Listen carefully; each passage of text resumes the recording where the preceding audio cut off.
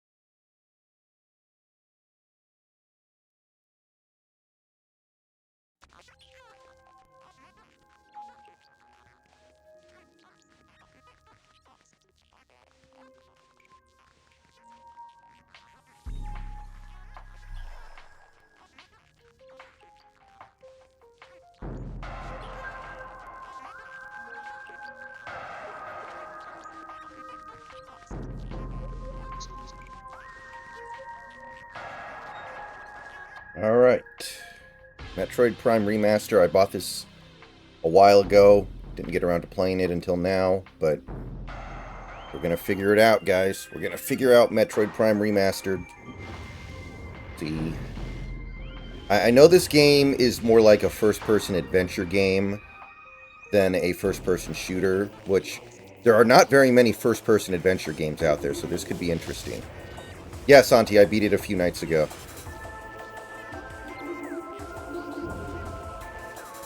Oh, I think I heard Snacks come in. Yeah. Alright, welcome aboard. So how's work? Alright. It was tough though, I was late. I went to 4 straight gas stations. The original 3. The first 3, I couldn't get gas. Huh. Were they out of gas like it's the 70s or something? The first 2 were out of gas, the third place wasn't out of gas, but their system was fucked up, so the only thing that was pumping was diesel. Wow.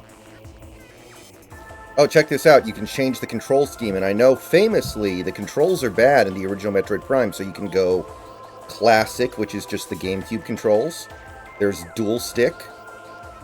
There's Pointer, which is like if you have motion controls.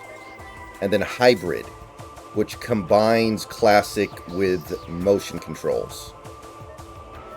Fascinating.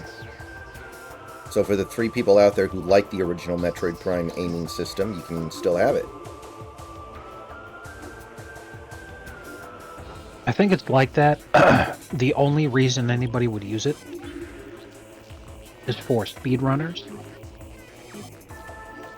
who have been playing on the classic controls for so long that the muscle memory is there, and they just wanted the ability to play the remaster and do the speedrun with the remaster. But they needed the better controls in order, or the old controls in order to function. Otherwise, the muscle memory just kill them. Makes sense. Alright, let's just do normal. Casual or normal, I'll do normal. I've not heard that this game is excessively hard or anything, so I'll just roll with normal. Bro, this is a great fucking point somebody just made, because they're talking about how all these fucking mongoloids are going on about gun control now. Yeah. They're like, hey, MAGA, an AR-style rifle was used to shoot at Trump. You know, that, are you ready to turn him in now? You ready to talk about gun control? Blah, blah, blah. And it's all like, this guy, he says, you know, I guess that you need an F-16 to fight the government, not an AR, has been totally discredited now.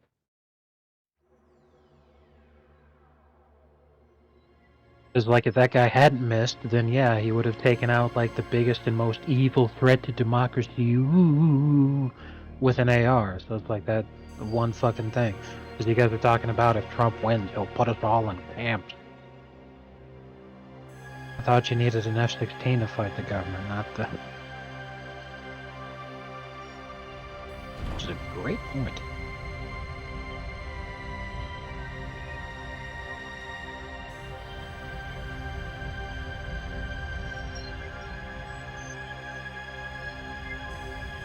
And I don't know if this is an AI generated picture, but it looks great.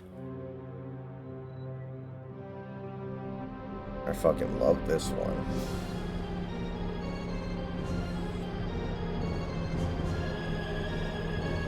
It looks like Trump meeting with like an actual police officer, and then they put Leon's head over that.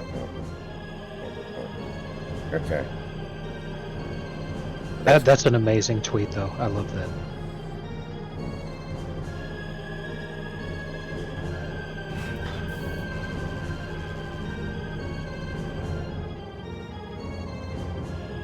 Danny, I was literally in the kitchen getting food while my mom was watching the rally, and then she suddenly screamed. So, like, I run out to see what's wrong, and then she just points at the TV, and I look, and, like, it had literally just happened. Yeah, I was in a fucking movie theater. And I fucking DM Joker. I'm like, dude, check the news. It doesn't matter what channel. Yeah, the prince had just activated his demon powers to save his life after getting shot, ironically, I guess. And I went out to use the bathroom, and I checked my phone and I saw the shit. So I spent the next half hour standing in the back of the theater so I could catch up on stuff while watching the movie. Okay, lock on. And then we can shoot. Okay. Pretty simple.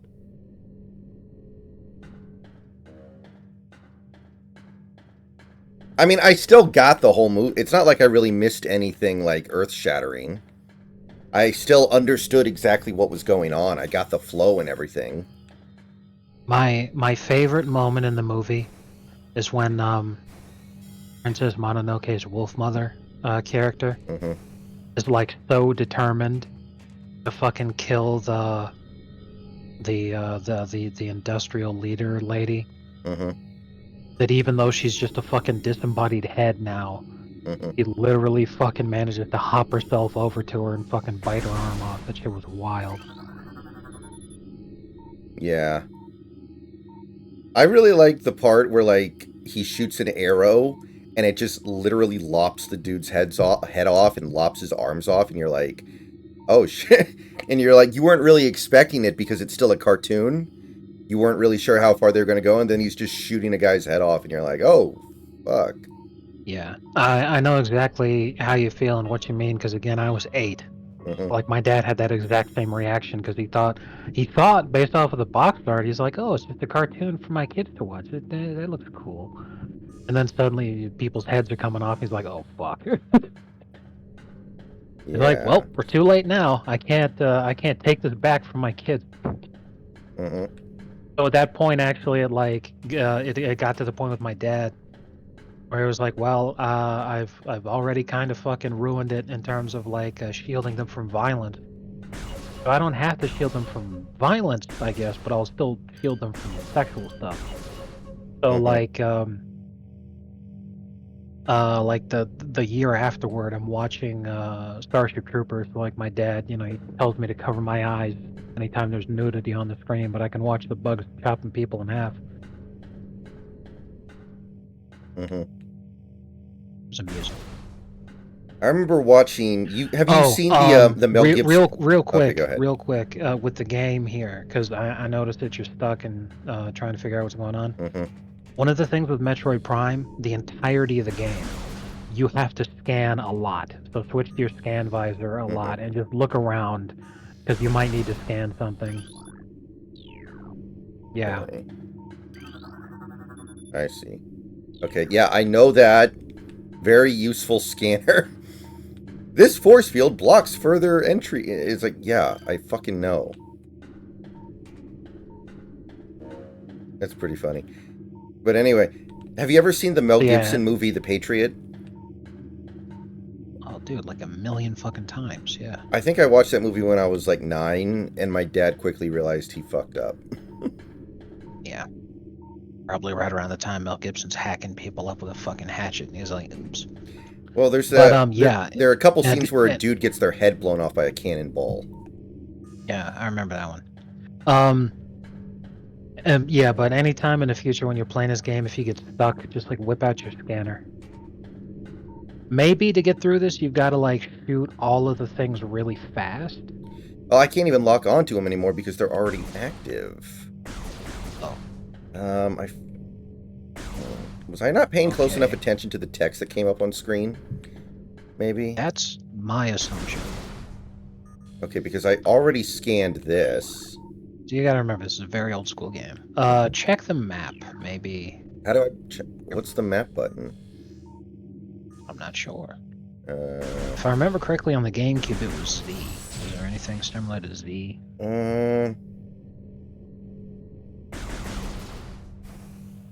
Oh, there's a jump. Okay, well, that's my missile. So now we know how to shoot our missile here. Oh, there you go. That's a walkway. It's like Oh, wait. literally right in. Yeah. Oh, never mind. I was wrong. I wonder if I can jump this. Okay, let's try this. No, there's a force field forcing me onto this platform here. Okay. Yeah. I mean, I guess Oh! I didn't see those! No fucking wonder. Okay, we got it. That explains a lot. Now we're cooking with gas. Yeah, I guess when Joe Biden speaks, you just have to, like, accept there's going to be a lot of mush mouth.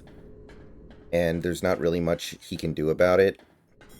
Yeah, the only thing I've seen people saying that I agree with, but it's I mean, they're saying that to be funny, so I mean, of course I agree with it.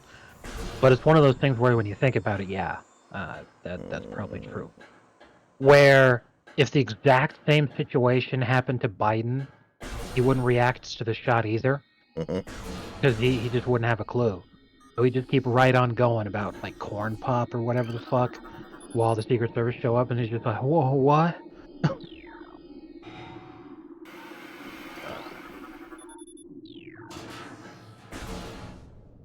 But yeah, people are hardcore coping because they're like, how could he have survived? How could it have been that close? And it's all like, look, I know that you're a degenerate who thinks that he's an enlightened atheist, but God and Jesus Christ are real.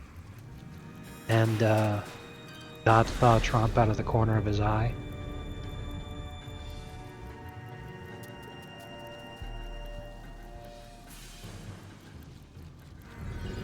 Yeah, He's gonna be president now. Like, I was watching a little bit of Red Eagle's stream last night and he was talking about it. He said, God does not necessarily send his most devout to do his bidding sometimes, because I know people are going to say, "Oh, Trump isn't even really that religious. How can he possibly be, a messenger from God or whatever?" And it's like, well, the point he made was like, God doesn't necessarily always send his most pious believers.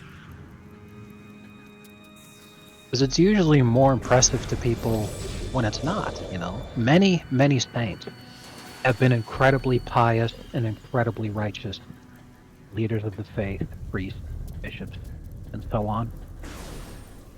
And they did great and holy things. But it's one of those things where, like, people don't really know all the saints because the stories are absolutely extraordinary in their own right, but it's difficult for people to really relate to it because it's coming from a guy who, like, is exactly the kind of person that when you hear about how he lived his life, you're like, oh yeah, there's no wonder that guy's a saint. But then you read about Noah, who was an alcoholic, and that's the guy that God decides build the ark, and your family's the only family that'll be saved.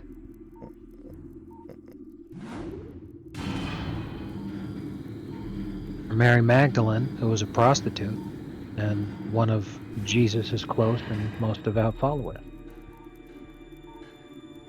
And of course, you know, because I'm Orthodox, so I wear the cross. The Orthodox cross has more adornments on it than just, you know, the simple lowercase t. Mm-hmm. And one of the things that it has is when Christ is on the crucifix, it's the like diagonal plank that is behind his feet. That's where his feet are secured to when you have Christ on the crucifix. But when you're just looking at the cross, like I'm looking at my necklace right now, Christ isn't on this. But that plank at his feet is still there. And it's diagonal for a reason, is because when Christ was crucified, he was also crucified along with two others. You had the good thief and then the non-believer. So it's diagonal like that because on Christ's right in the position of honor was the good thief. So the plank is facing in an upward direction towards the right. So when it's up to the right, you know that it's facing the front. And that thief was a thief. He was literally a thief. But he repented and accepted Christ as the Son of God, begged him for mercy and said, Lord, please, when you come into your kingdom, don't forget me. And it was one of the most extraordinary things that Jesus did, was to say, on this day, you will join me together in the kingdom. You'll be beside me with my Father. Because the guy lived his life as a piece of shit. But when confronted with the divine, he knew what he had to do. So yeah, you know, all throughout the history of man.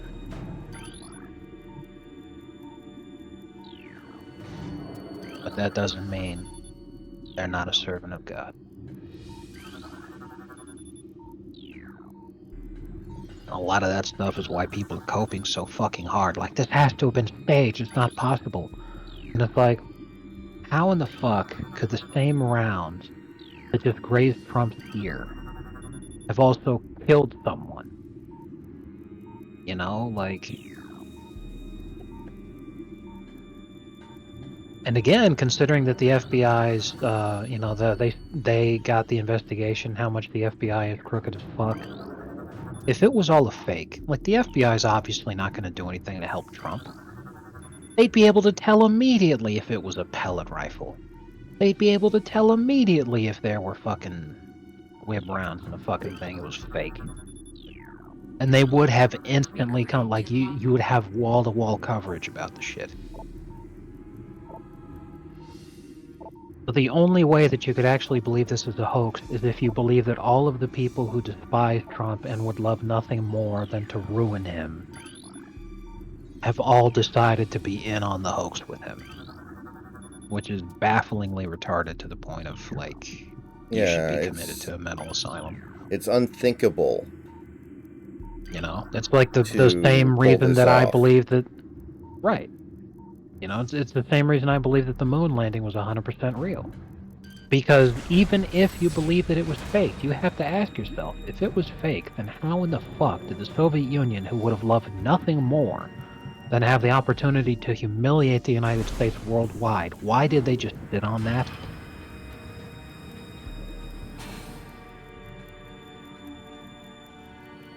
There's no way.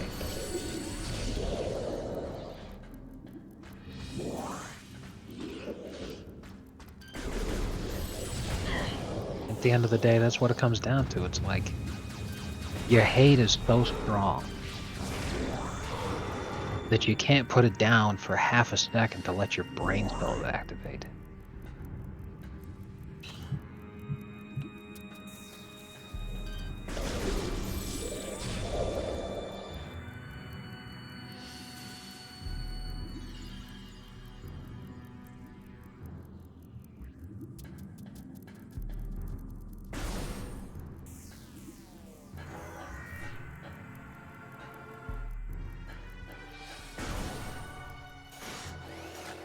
Apparently, Trump is going to rewrite his entire planned RNC speech. Yeah, what a surprise. It'll lead off with the attempt on my life has left me scarred and disformed. I may be in the minority here Hmm. because, like, I don't even know how bad the damage was. But if it was an option at all, if I was Trump, I would 100% ask them to remove part of the ear Hmm. because he'd be able to show that off for the entire rest of his life.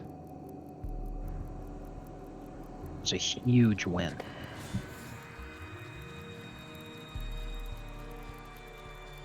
It's like, you're in your 70s, you don't have much time left anyway, and, it'll feel weird as fuck, but it's just an ear.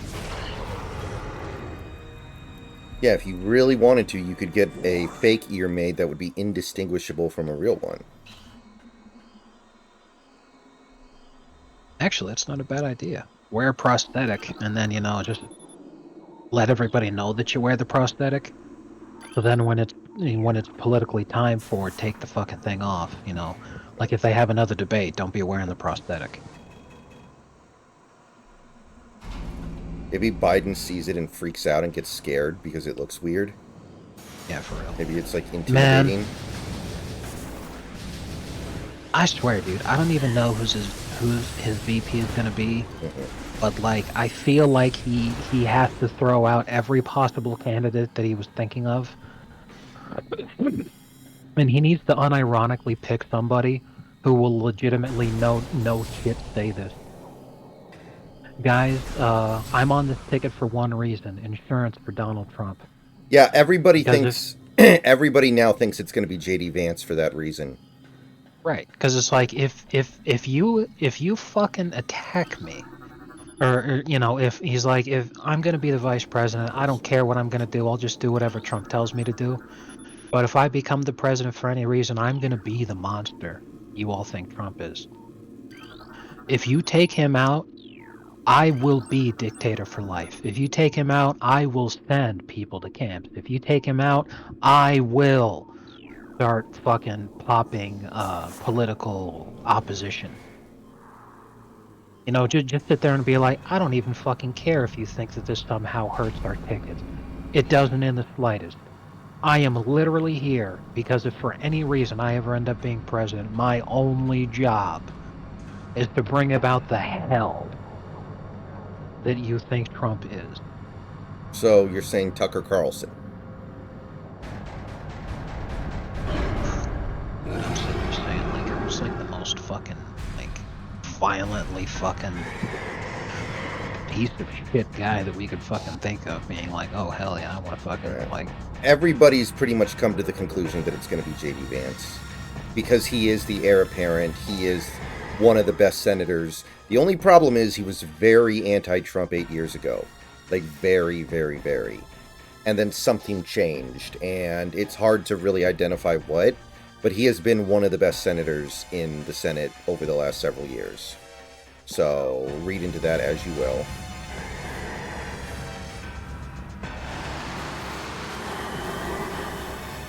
Okay, first boss fight. I've heard the boss fights in this game are quite good.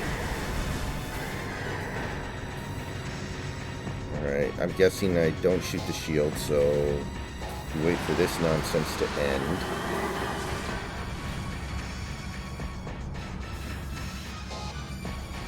Oh, scan the enemy, I forgot. Okay, I just googled it. There's a guy named Rocky Joe Suheda, is an American neo-Nazi and far-right activist who, as of 2017, was chairman of a fringe group that split from the American Nazi Party. And I'm like, that right there. That guy.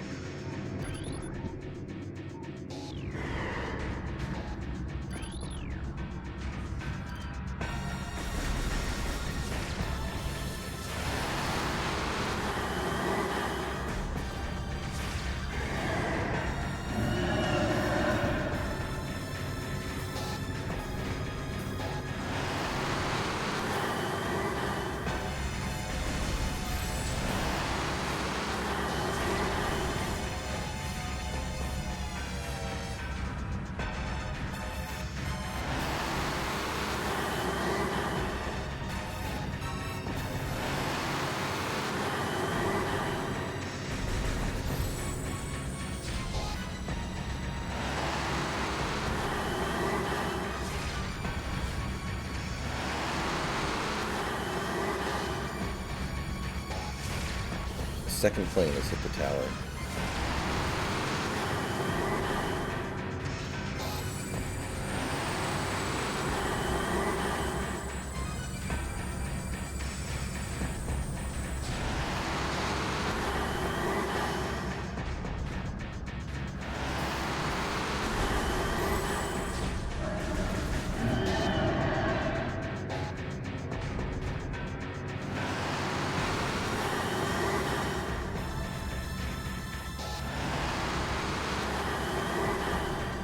Yeah, I seriously can't believe these fucking gun control fakes right now.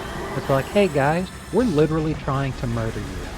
By the way, how do you feel about giving up your gun? Like, you're not serious, right? Holy shit.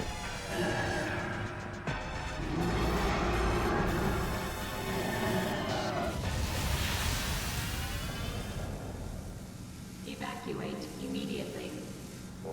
Evacuate immediately. Evacuate immediately. Oh shit. Reactor core. So, I'm sure you've seen King of the Manlets, Destiny. Having a being meltdown. Complete horse. Yeah. Yeah, being a complete horse I'm disaster with familiar. the whole thing. Yeah. So he's been talking mad shit about the guy that was in the audience who was killed. Yeah. So somebody said the family should sue him. He's been bragging about his 7-figure income, according to himself. So that means he's good for at least a few $100K worth of settlement money for emotional damages. Mm. So Destiny fan comes in, he's like, "Good luck suing someone for protected political speech, Nazi." The response to that, which ratioed the fuck out of that guy, was, "Say that to Alex Jones." Yeah, exactly. I mean, there are a lot of people who could get sued for a ton of money right now for the same reason Absolutely. Alex Jones did. Right, it's like Alex Jones literally fucking went on his news show. I wasn't sure if I should call it a podcast or not. But he went on his news show, broadcast on the internet, and he said that Sandy Hook was fake. Mhm. And the family sued him for emotional damages and for land or whatever the fuck. And they won $1 billion settlement. So it's like, if you're the family of a hero firefighter who was murdered by a guy who tried to assassinate the president,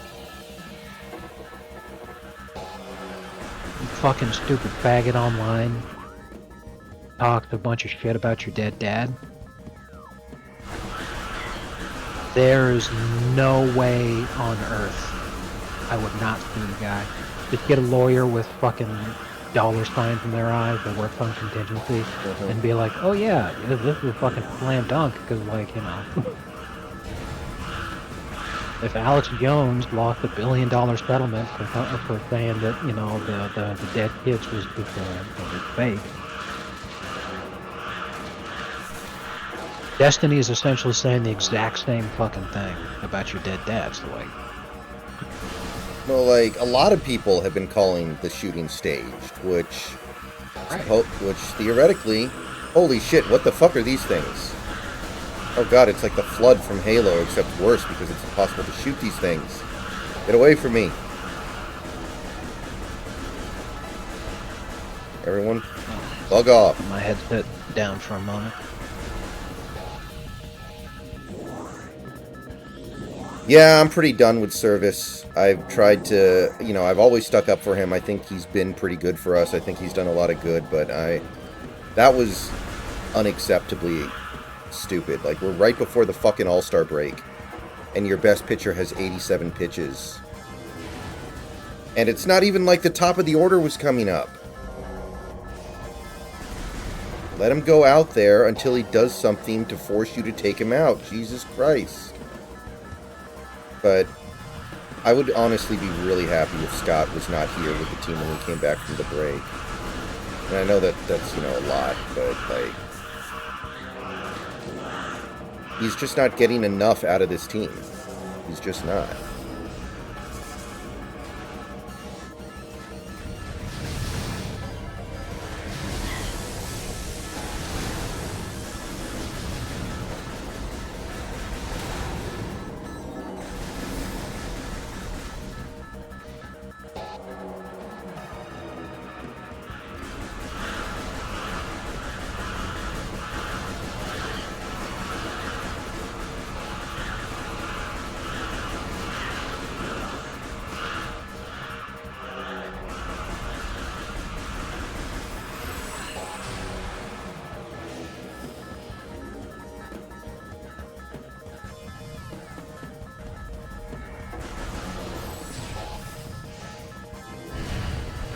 Shit. Whoa.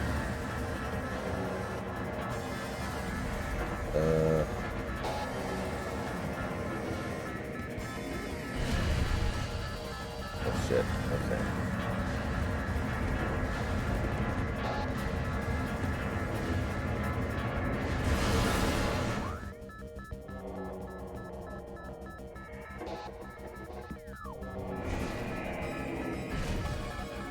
Well, Snacks is my buddy, but if I owned a baseball team or ran a baseball team, I would not hire him to be the manager.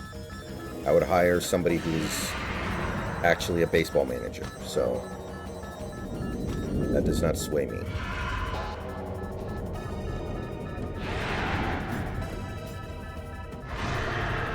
Oh shit.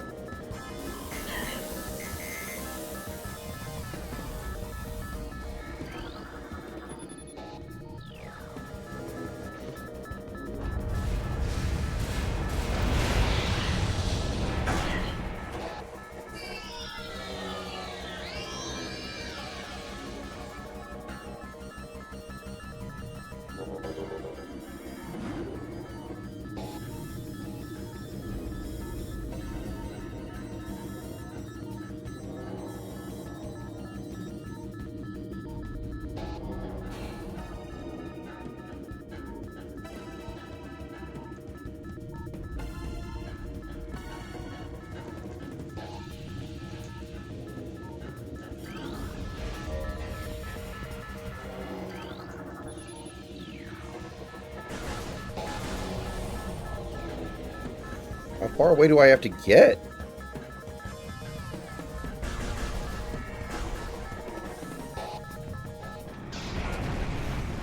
There we go. Man, what the hell is wrong with my suit? It's hideous.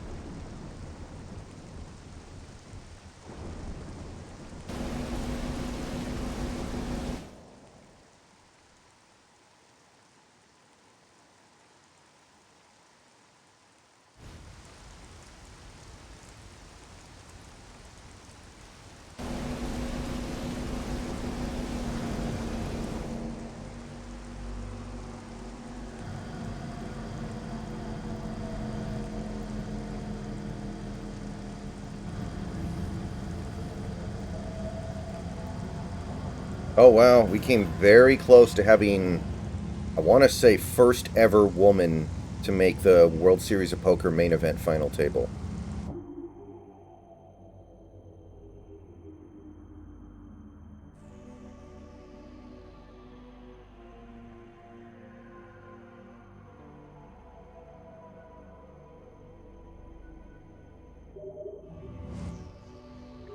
Sure.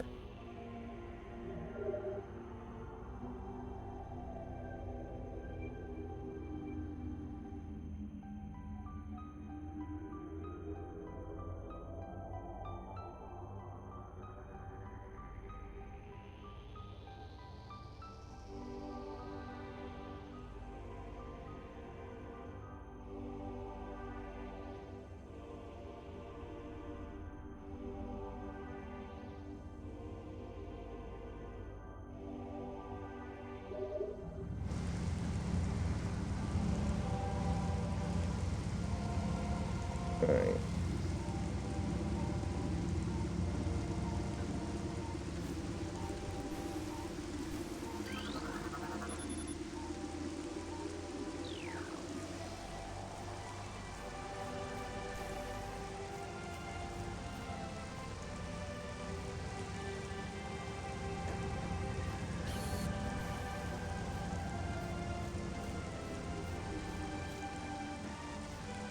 Hmm.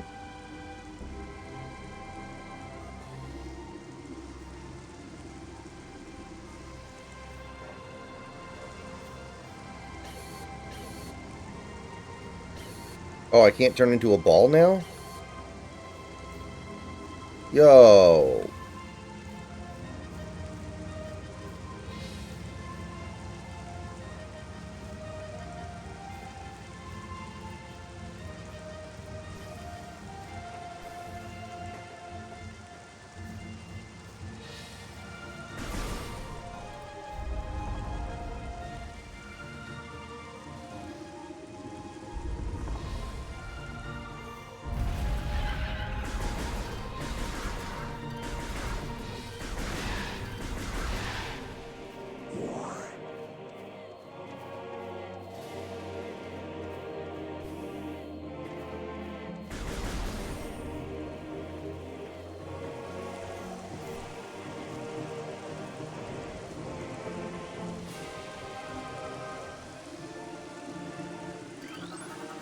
Recording to logbook.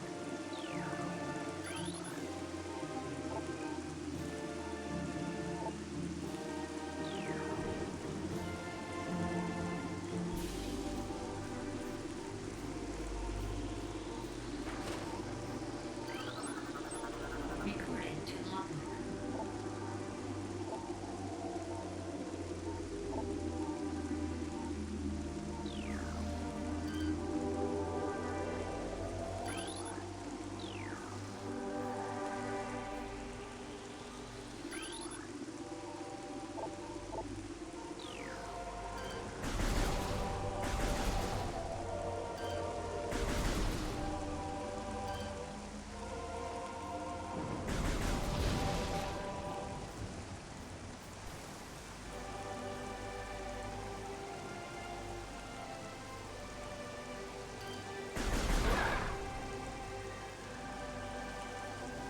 Okay.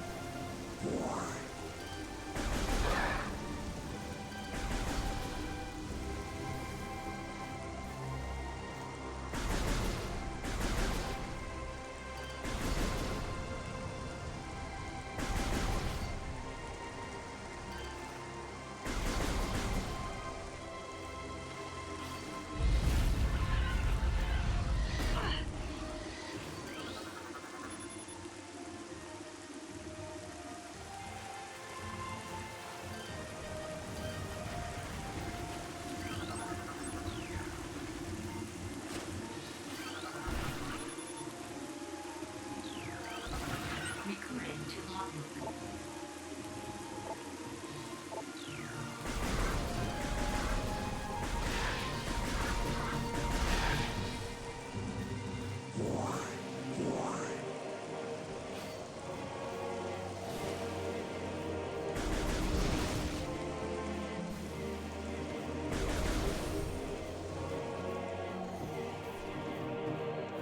Just listening to a thingy.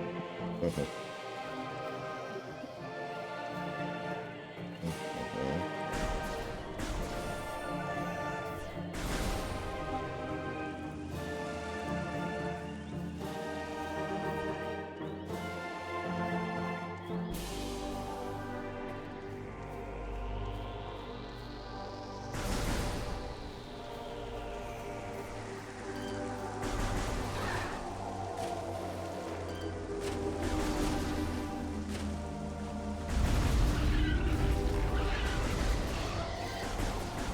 Someone actually in like mainstream media wrote the article, I think it was earlier today. Does Trump getting shot mean he secured the black vote?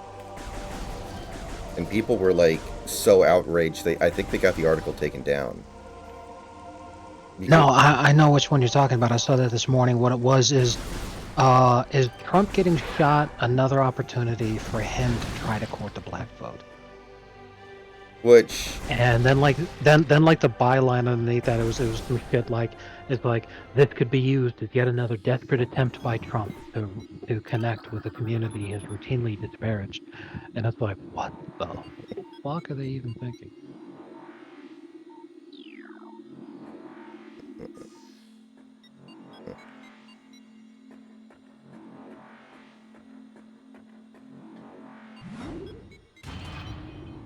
like, it's one thing to have that as a piece of a conversation, of like a part of a bigger conversation, but to actually like write a whole article about it.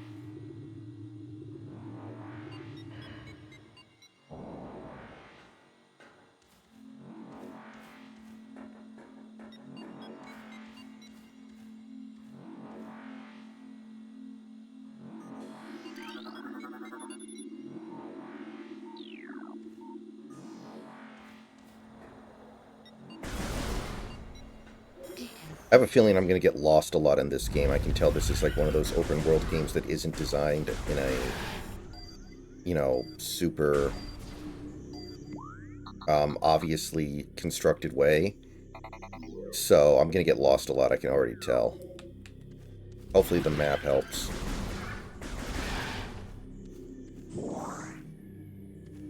Have you played other Metroid games besides this one, or is this the only one you played?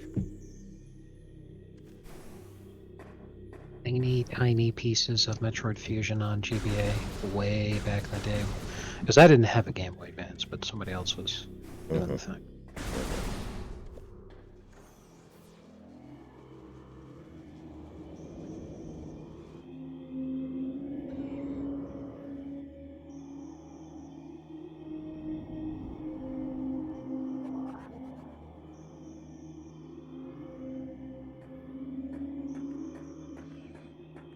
Yeah, Alex Jones was sued by the families of victims of the San Diego shooting for defamation and emotional distress. That's it. Right. And at the very least, the And even the defamation part definitely applies to a lot of Twitter accounts that I've seen over the last 24 hours.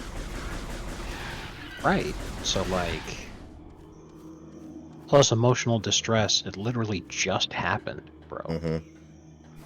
Like the body's not even cold yet. So that was me. I'd be like, all right. Time to get Literally rich. just find some fucking money grubbing piece of shit that works on contingency who would love the opportunity to take a bite out of somebody's ass, Mm-hmm. just like Destiny, where they've actually got enough money to make the whole thing worth it, and he's such a humongous piece of shit that there's no chance he'd lose a civil case. Because you only need a simple majority instead of a unanimous verdict on a Mm-hmm. jury, and he's one of the most unlikable pieces of shit out there. The only thing you need to do is get him on the stand, and it's as easy as fuck to end up getting that guy to have to pay out the ass.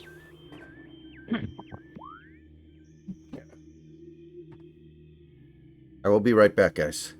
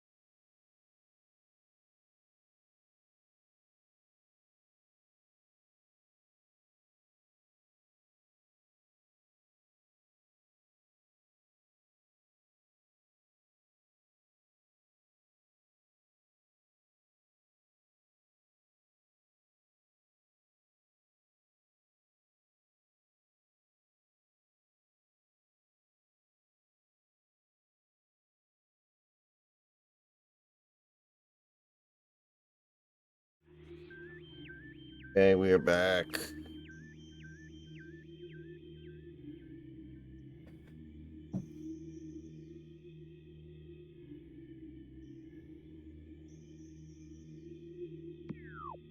FBI, open up.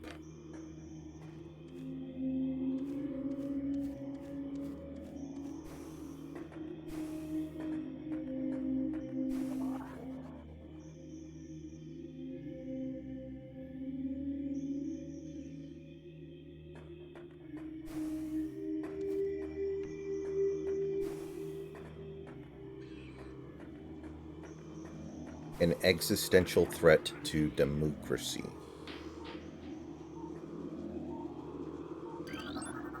Recording to logbook.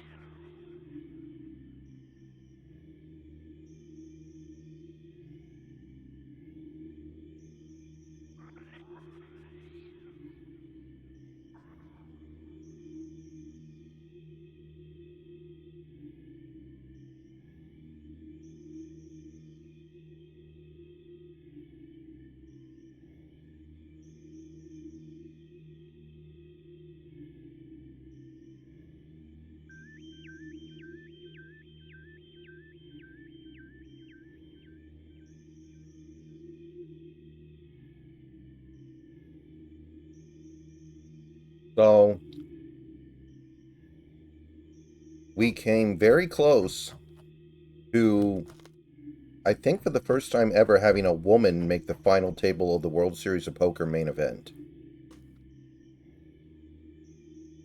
Dude, what the fuck's been going on the last 48 hours? And she was eliminated in 13th. Almost there. What a timeline.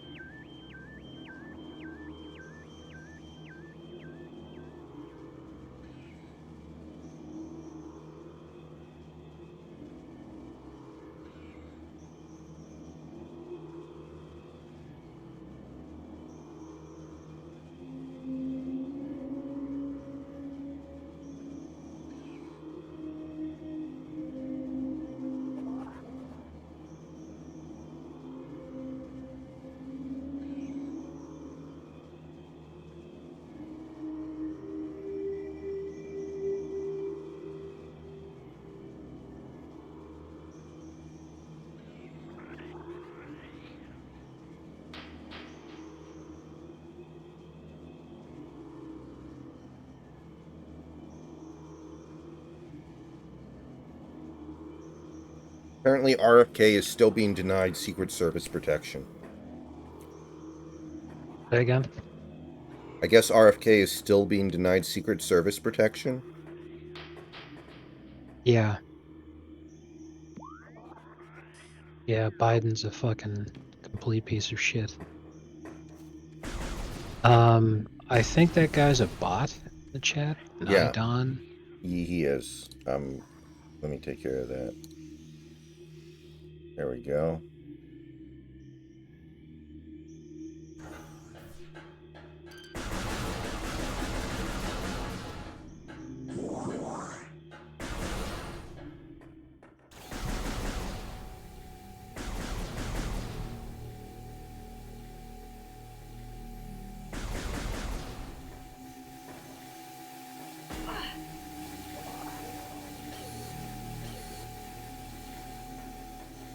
I mean, why would anybody take a shot at RFK? He's not even remotely a threat.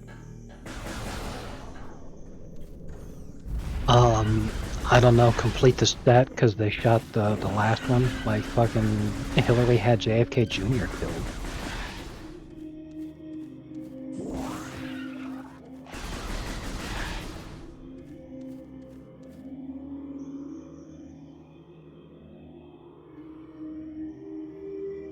Which is kind of fucking wild how stupid it is when you think about it, because like he had JFK Jr. killed because it looked like he was going to easily win the open Senate seat in New York, and she didn't want to lose that election to him, so she went for it instead. So it was basically she was like running unopposed. That was hers by default. So like she wanted to be a senator, so that's why. But like you could have just not killed the guy and then gotten another seat somewhere else. She didn't even live in New York at the time. Like, I guess it's better than. I mean, it's certainly more prestigious than having one in like Tennessee or something.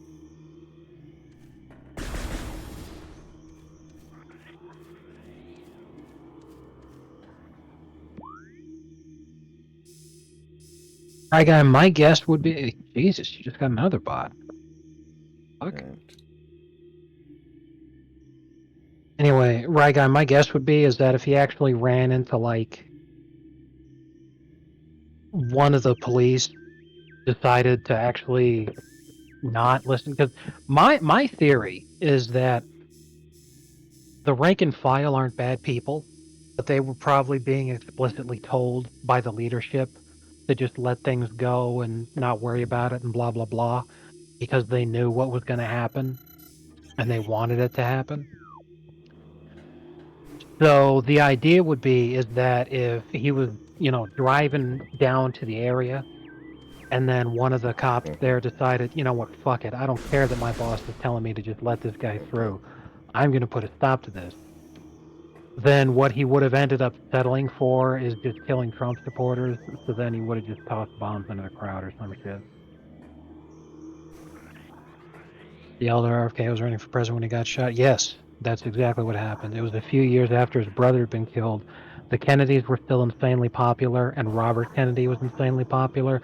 It looked like he was like the fucking front runner to win. mm-hmm. And then, he got shot. His race to lose, and then sadly all that stuff happened, man. It's really sad. Anyway, one of my favorite sets of memes over the whole thing has just been how much people have been shitting on the women in the Secret Service. And I haven't seen this picture until just now. Look at how bad this is, bro.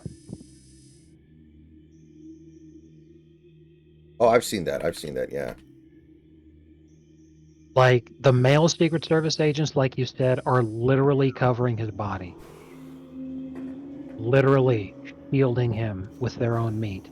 And she's just, like, hovering in the background, like, a foot away. Like, what are you trying to do? Smell their ass? Like, what do you think you're gonna do here? Jesus. Well, the move is obviously fire all your Secret Service and just hire Blackwater PMCs. I think that's the move. For real.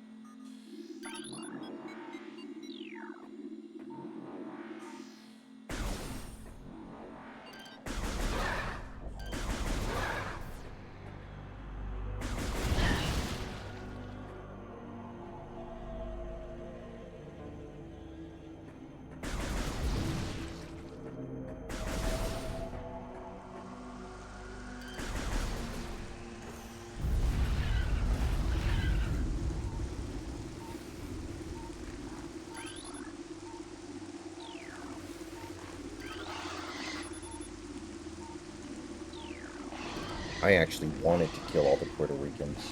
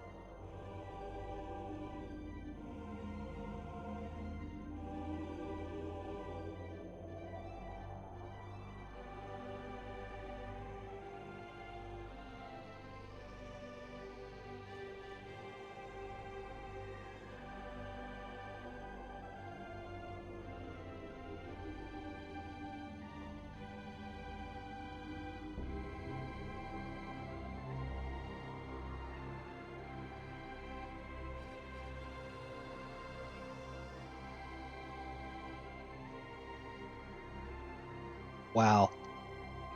Bro, Biden apparently brought up the Whitmer kidnap attempt. Yeah, I saw that. He did. That was a fucking, like, no one got evicted for that thing, because it turns out that the whole group was literally FBI agents, and then one guy who was trying to talk them out of it because he thought that it was a dumbass idea. So that one normal guy being the only person who was trying to talk them out of the retarded idea, and everybody else was fed, they let him walk because they're all like, he obviously didn't do anything wrong. This is the definition of entrapment. Mm-hmm. He literally didn't even want to be involved in this and was trying to convince you guys not to do it. So after waiting a long enough period of time, he wasn't biting. He decided just to arrest him anyway so he could run this horseshit story in the news. And Biden's up there like, this Trump is bad and he deserved to get shot at because they tried to kidnap Whitmer. Are you fucking stupid? Like, holy shit. Like, I'm listening to this crap. I'm like, I don't know how much longer I could stand for this shit, dude. I'm at the point now where, like, bro, if it had actually happened that the assassin had succeeded and I went into work today and somebody made some kind of comment about how, oh, dude, that's great, I probably would have fucking decked him right there. I'd be like, I don't even care. I'm getting fired and probably going to jail. You wouldn't have gone to work today if the assassin had succeeded in all likelihood. I know. There's no shot in hell I would have been actually able to drive 40 miles on the freeway. That's ain't gonna happen. But yeah, like, fuck, man. It's getting tough to hide your power level these days, man.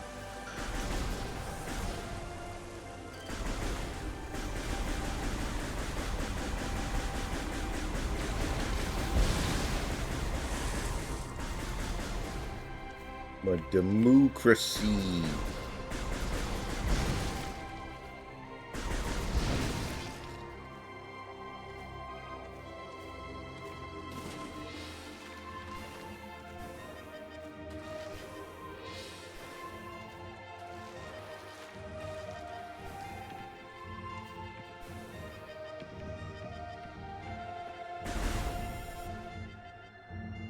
Ooh.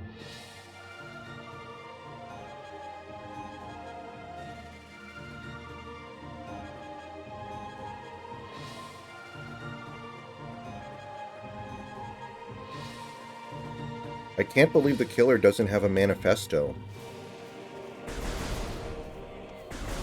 It's like that post that I sent you. Like, this is the thing. These people are talking about, like, oh, was it staged or whatever the fuck. They're focusing on all this ridiculous, dumbass bullshit. It's all like, you want to know what to talk about? You want to know what to add? How about this? This kid who cares enough about politics to kill and die for his belief doesn't have political social media. Mm-hmm. A 20-year-old with no TikTok, Instagram, Snapchat, Twitter, none of this. You expect anybody to believe that? For even a second. Zoomers are obsessed with social media. Because they're the generation that, instead of growing up being placed in front of the TV by lazy parents who didn't want to deal with a kid,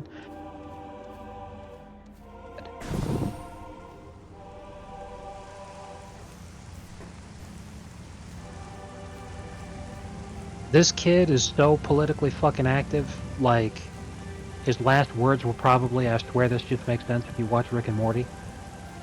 And yet he doesn't have any political social media at all. They haven't even found a Reddit account where he says, "Oh my God, does anyone else Trump?" Like, are you kidding?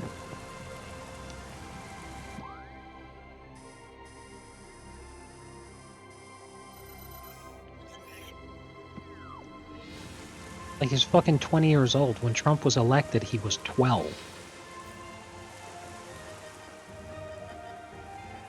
Why does he hate him?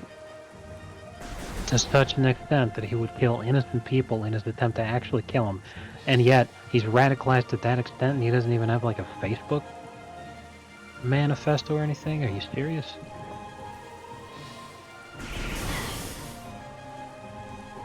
Not a good sign.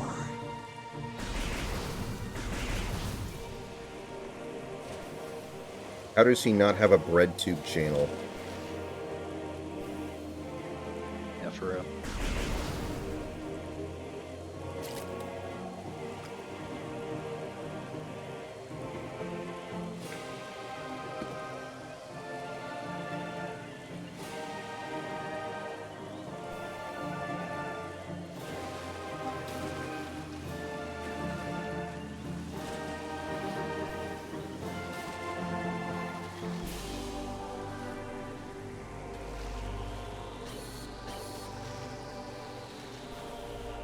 Yeah, there are so many different directions you can go in this game. This is very much like everything's open world. This is going to be difficult to figure out, like, man. To keep things in context, game came out, I think, the same year as Morrowind. Mm-hmm. I thought Morrowind was 01 and this was 02, but same idea. No, Metroid Prime came out in 2002, and Morrowind came out in 2002. Oh, really? Okay. Yeah, Metroid Prime came out 6 months after. November, and Morrowind was in May. Both were 2002.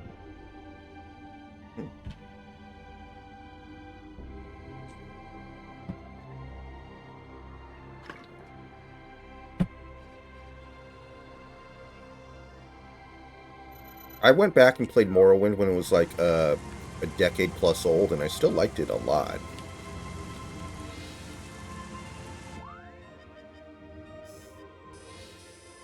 Yeah, how crazy is that? Grand Theft Auto 3 came out in 2001.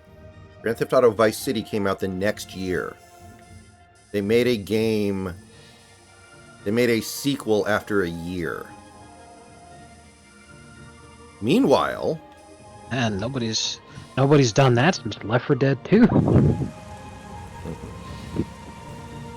Well, I mean, Assassin's Creed does it, but who cares about that? Like, those games have become so copy-paste now, it's like, that's not even an accomplishment.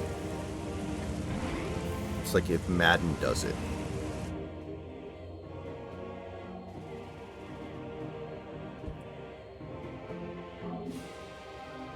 Mm-hmm. Nice. I fucking did you see the Foxford about the event? Yeah, I did. Oh man, that's good. I like that.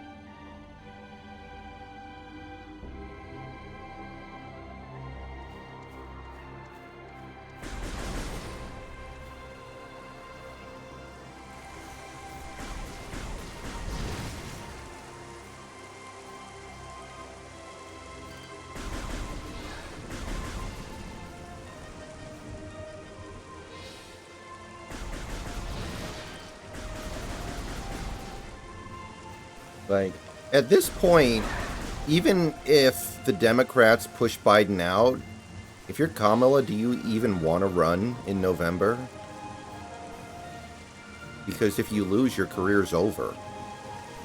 Yes, that's another thing right now is that you're seeing so much insane bullshit right now because the party is in complete fucking disarray. And this is what usually happens when they're in such huge disarray. Like I remember during the 2016 election when there was a moment of huge disarray that fucked over Hillary. What you'd have is that on the Reddit politics subreddit, Mm-hmm. for the first time ever, people actually managed to post threads that would get upvoted that were talking about how Hillary was bad and Trump was good. Because almost all the people who were posting pro-Hillary stuff were paid. And that they were actual legitimate Democrat operatives. And they hadn't received their new orders yet. Plus, on top of that, they hadn't even received their paychecks yet, so they weren't doing anything. Mm-hmm. So you're seeing a ton of confused, just inane bullshit as they're throwing everything at the wall that they can and seeing what sticks. And obviously none of it's going to. Which belies what the strategy is actually going to be in November. Even if Biden stepped down, and it's highly unlikely that he will now at this point, even though the demand was high for him to do so, because after this moment, it is so beyond obvious to everyone on the planet that Trump is going to win, that anyone who is put up in November is just going to be a sacrifice. So it makes sense for Biden not to step down, because as soon as he loses, he's done anyway, because like he's not even going to fucking live to 2028. It'll heal over in a week. Like, are you kidding? If He's just ancient. And if you're Kamala, then you're all like, well, dude, it would suck. Like, you wouldn't want Biden to step down, because exactly like you said, you're just going to lose anyway, and then your career's done. But nobody would want to take over. If the rumors are true that they're not showing him the polls that tell him he's screwed, and he genuinely thinks that he's ahead and he's going to win, and then if he loses on election night, would he just like keel over dead right there out of shock and anger? No, what he'd do is he'll start talking about fraud, and then in the process he'll accidentally let it slip because he's retarded. So during his quote-unquote concession speech, he'll be like, I don't understand. We cheated the exact same way in 2020. We did the same thing here. I don't get how'd we lose? And they're like, yo, you weren't supposed to say that. It's like, what does it matter? This guy won anyway. It's not like you were not going to find out. He's going to throw my whole family in prison anyway. Exactly. This time it's actually going to happen. Well, yeah, that's why I said what I said last night about crossing the Rubicon. Right. I'd be very surprised if every president we ever have for the rest of time doesn't throw political opponents in prison. Or try to. There are so many people like on the far right who are like coming out in huge support of Trump, even though they've been criticizing him a lot, like pretty much since day one, when he didn't like, oh, by the way, guys, I'm Hitler.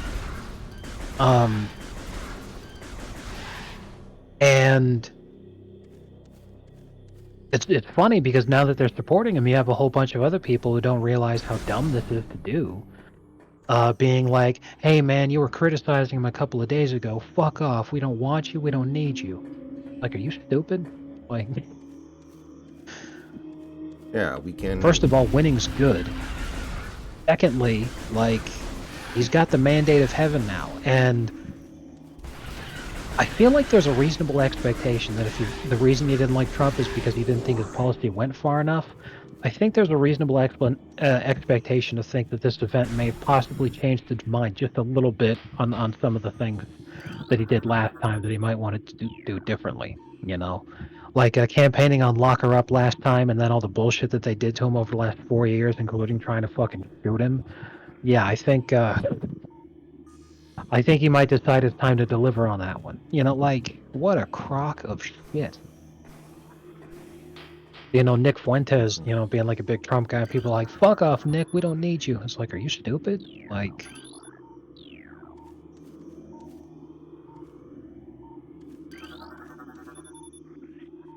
Roiper. Good lord.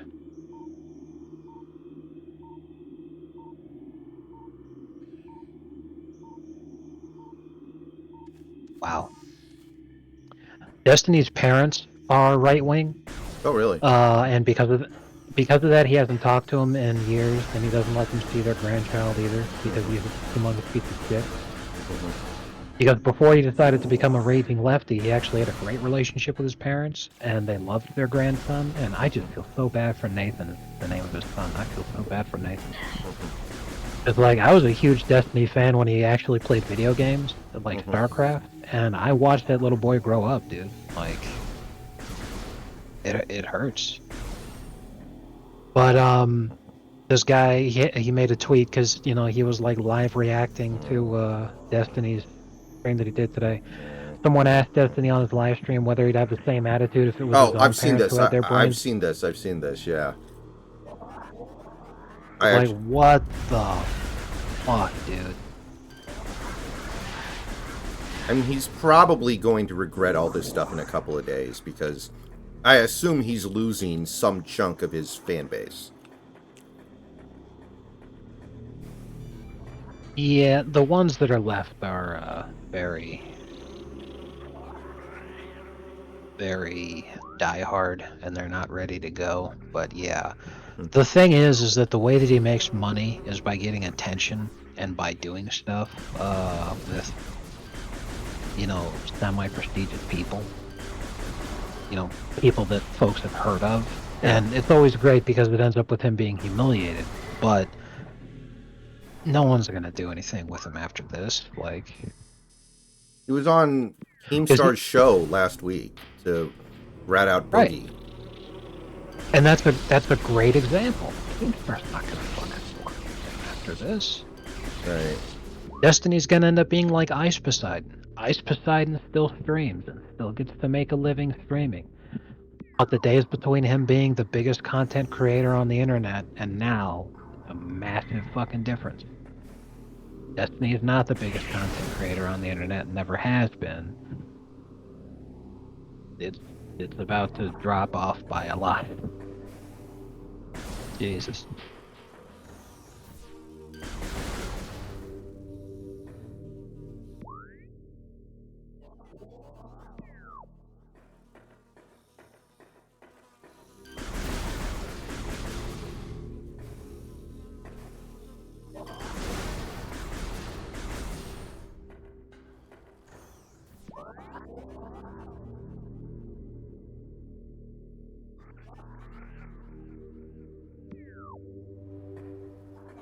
All right, here we go.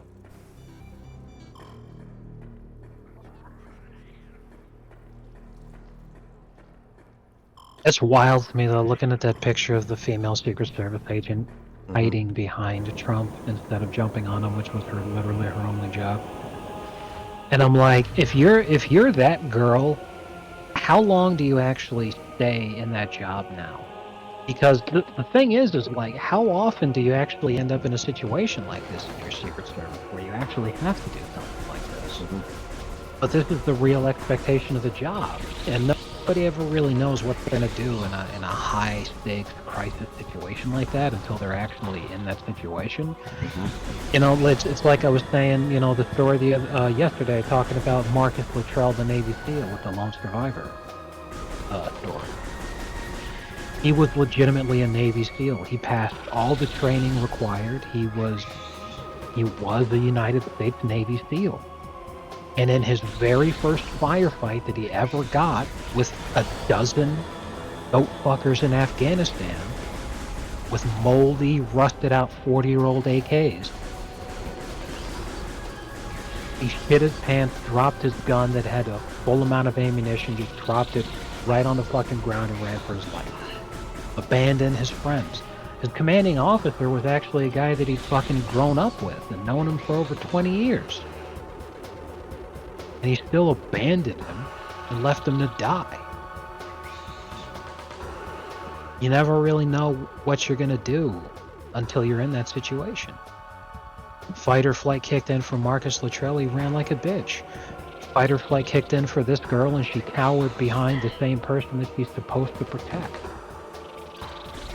But regardless, you're in the Secret Service, in a picture like that, dude, she's getting roasted so fucking hard in the Secret Service locker room. You already know it. Like, oh my god. got to be like biblical levels of just giving her shit. Yeah, if the Secret Service is the Lakers, then she's definitely Bronny. Right. So like, fuck. In terms of just like the level of talent and caliber of person, after what just happened, it'd be more like if Bronny got drafted by the Celtics, and then they're like, "Why do you suck so much ass? Like, what are you doing?" So between the trauma of the event itself, possibly like making her realize that she doesn't want to do this as a job anymore, plus her obviously getting fucking cooked beyond all recognition by every single one of her coworkers, I would expect her to resign in like a week.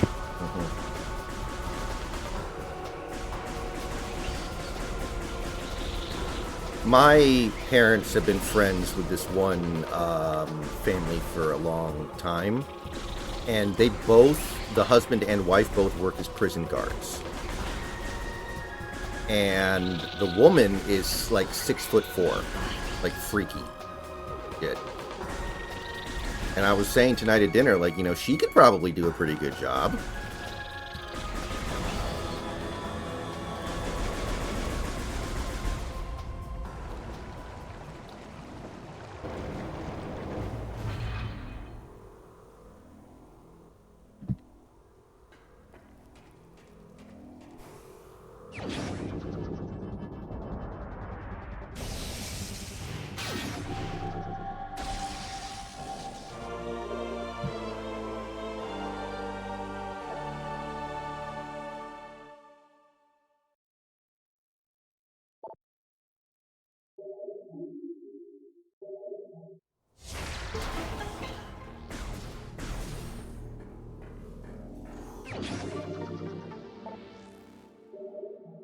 All right, we are making progress.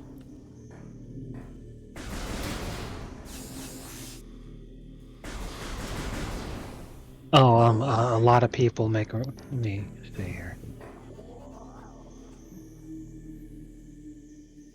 A lot of people make a reference to the way that Samus looks at this point in Metroid Prime, and she's lost the balls on her shoulders, whatever the fuck they are. Yeah. That she looks like Turbo Man from Jingle All the Way. Yeah, she does.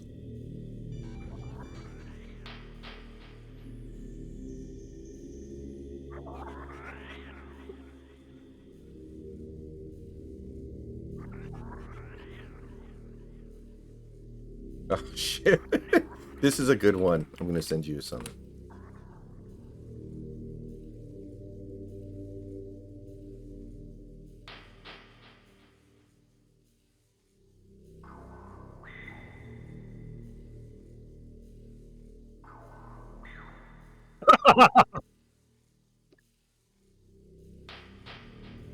Oh, that's fucking good.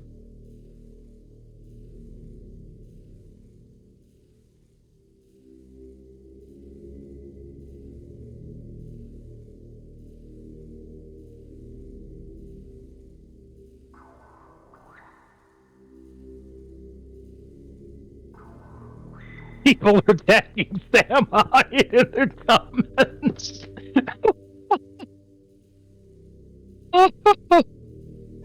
Oh, fuck me. That's so good.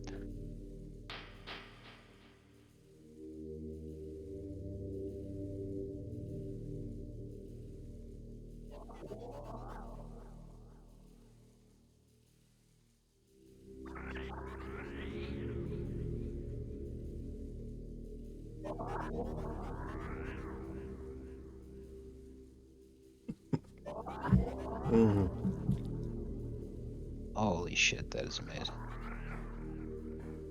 Genuinely, my favorite part is fucking scrolling down in the comments and seeing people tagging Sam Hyde trying to get his attention. Behold! Oh man, that's good. Oh my god.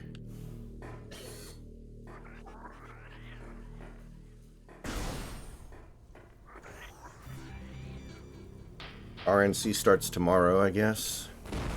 Can't wait.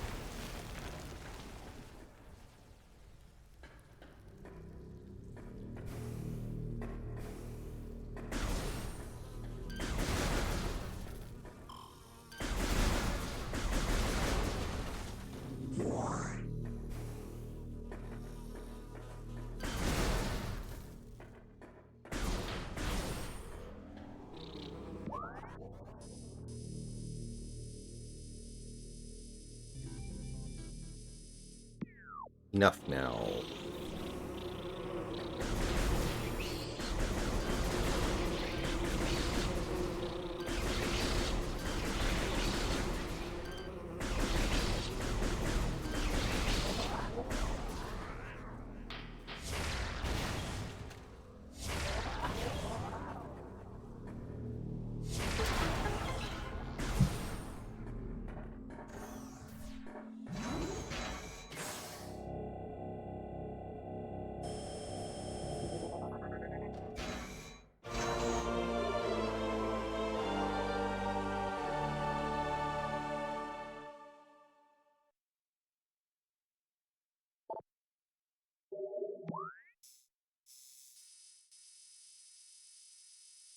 But yeah, I've seen many memes and people invoking many different ghosts being the ones to protect Trump. That's the first time I've seen that one.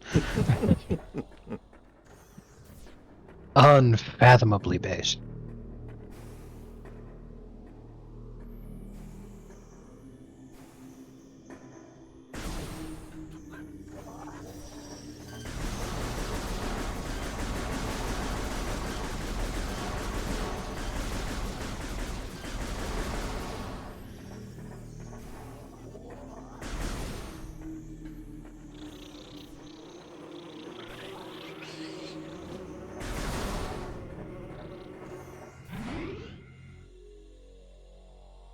All right.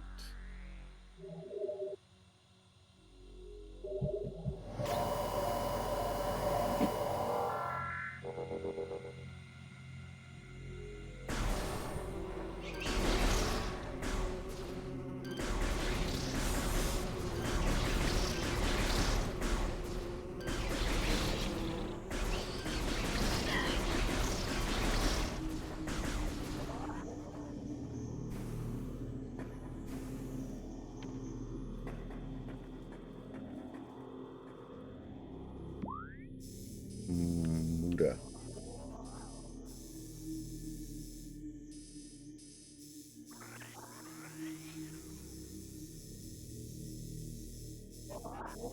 Man, this game is big. And I'm assuming this isn't the whole game or anything. I'm assuming this is just one small section, but that's impressive, man.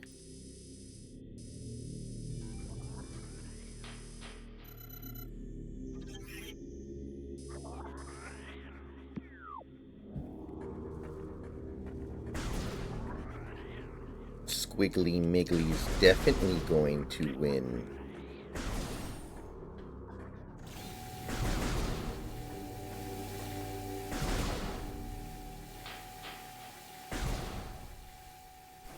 What if the shooter was Mr. Boss? Because he put 10 He G. wouldn't have missed. Because he put 10 G's on Biden. Bro, Mr. Boss wouldn't have missed. You already know. He wouldn't have gotten shot by the Secret Service either. He would have taken those cyanide pills in his nose. Well, whatever I do next is on Gleb. Lep, what the fuck? How could you vote for him? Oh, okay, actually, that makes a lot of sense. Yeah, I understand that. That's a good point. I would assume he just said something like, you know, the best way to help him is to get him out of office because he hates it. Like, logically, I mean, honestly, I'm surprised the characters didn't kind of figure that out in the process of trying to help him. Personally, I want to believe that what Gleb said was, did you see Mr. Frog eating a baby? That's exactly what this country needs right now. No, I don't. I hate you. They were Fuck like, you. yeah. Well, I don't know about that peanut or that fellow over there, but... Weinstein facing new charges? Yeah.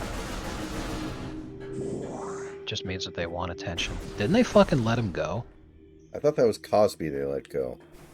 They let Cosby go because the very first appeals court that heard his case reversed it because it was like the biggest fucking railroading of a guy that ever. The judge he had on that case literally ran for district attorney 10 years previously on the campaign platform of, I promise if you vote for me, I will prosecute Bill Cosby. Hmm. Same guy ends up being the judge in the case years later. Refuses to allow evidence into the defense. Routinely stymies the defense at every conceivable opportunity to prevent them from bringing in key witnesses or introducing evidence on their behalf. Plus, every single day of the trial, they had the court windows open, and the judge's wife was leading a protest group calling Bill Cosby a rapist outside, and they were chanting into the open window. But literally the first appeals court that heard this unanimously overturned the conviction. They were like, this is the biggest mistrial I've ever seen in my life. Like, this should honestly go in a textbook about the most horseshit thing you could possibly do if you were trying to prosecute someone.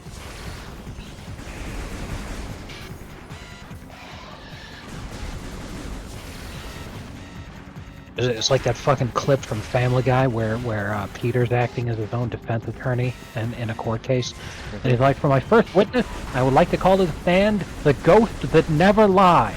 But I'm the only one who can see him and hear him.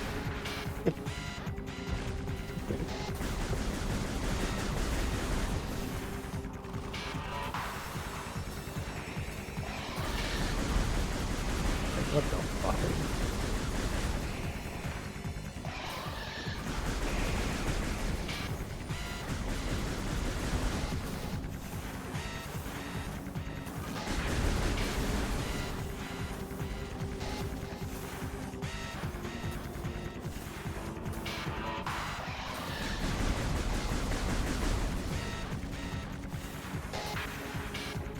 Mind that like Samus's ship was damaged and her suit exploded and everything. So Yeah. she's trying to repair all that crap. Right. While she's on this alien hostile planet by herself.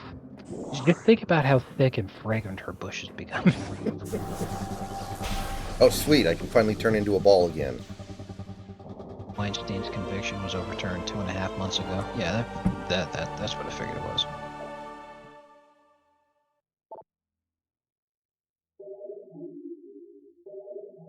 Yeah, they overturned Cosby's conviction because the trial was horseshit and the charges were horseshit. They overturned Weinstein's conviction because he's part of the special club, and they were never gonna let him actually.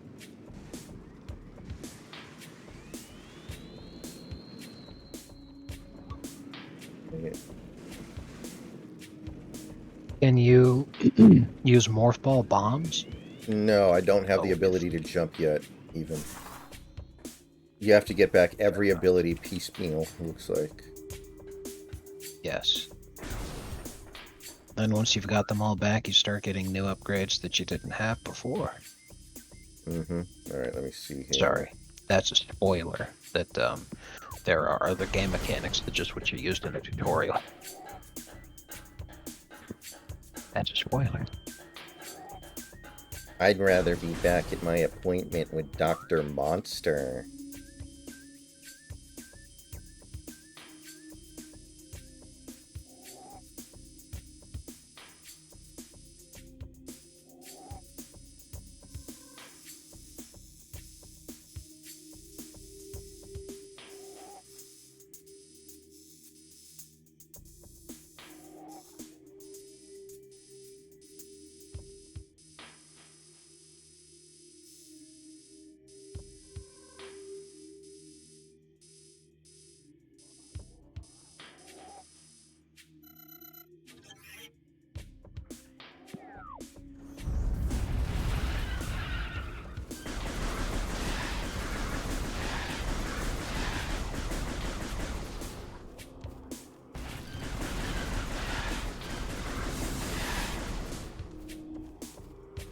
Fuck you, you are a.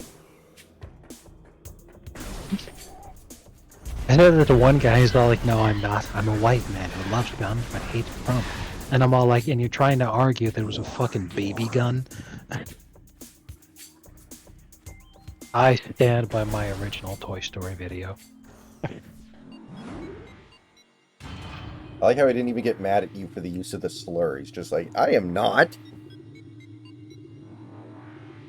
Exactly. Does he know the correct answer was yes? Yes, he is.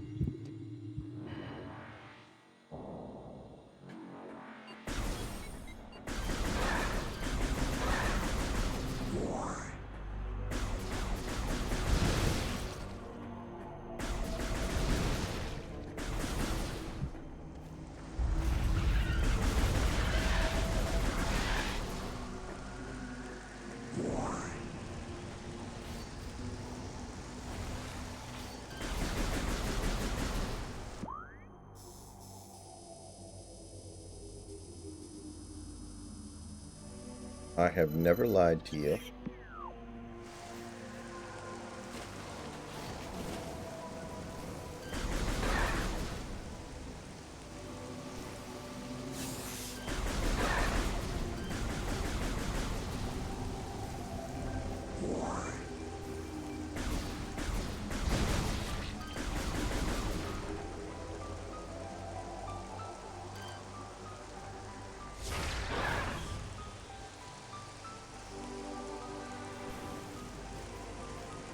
Usually I hate platforming in first-person shooter games, but so far this isn't so bad on that front.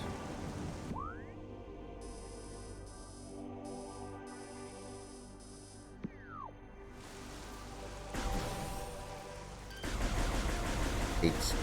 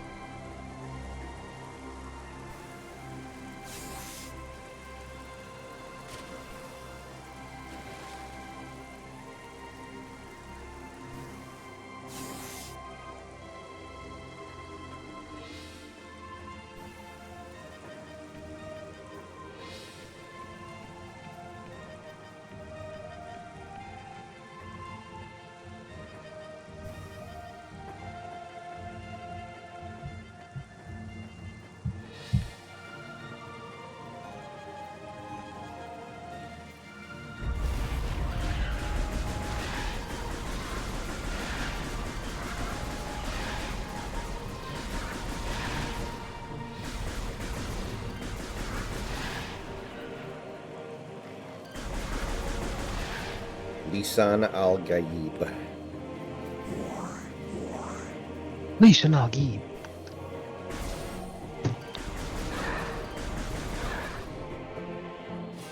Let me tell you something, folks. I've been with my son Baron a lot. And I said to him, you know, you were a couple of inches away from having a Paul Atreides arc. He said, Dad, it's Lisa Nagi. And I said, all right, chosen one. I didn't want him to hit me with a voice.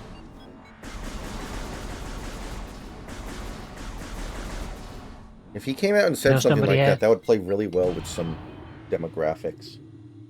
Absolutely. He's like, let me tell you something, folks. If my son Baron is Paul Atreides, some folks have asked me if that makes Hunter Biden Fade Routha, and I'm like, no. Like, obviously not.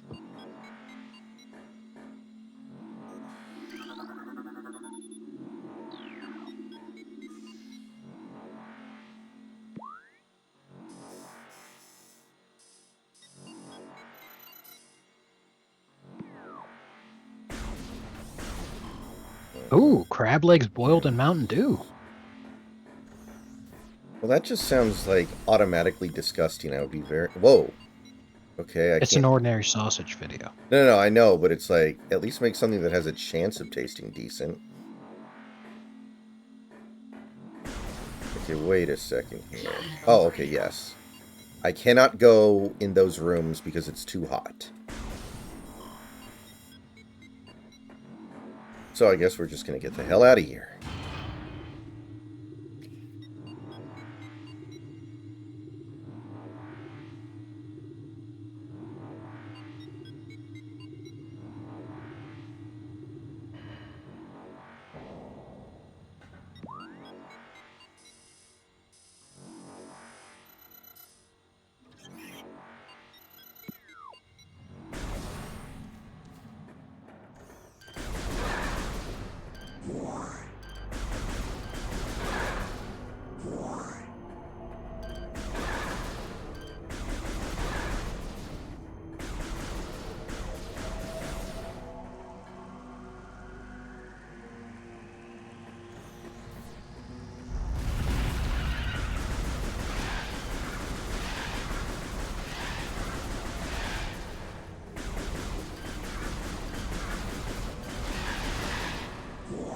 wonder what Martin Shkreli's up to these days.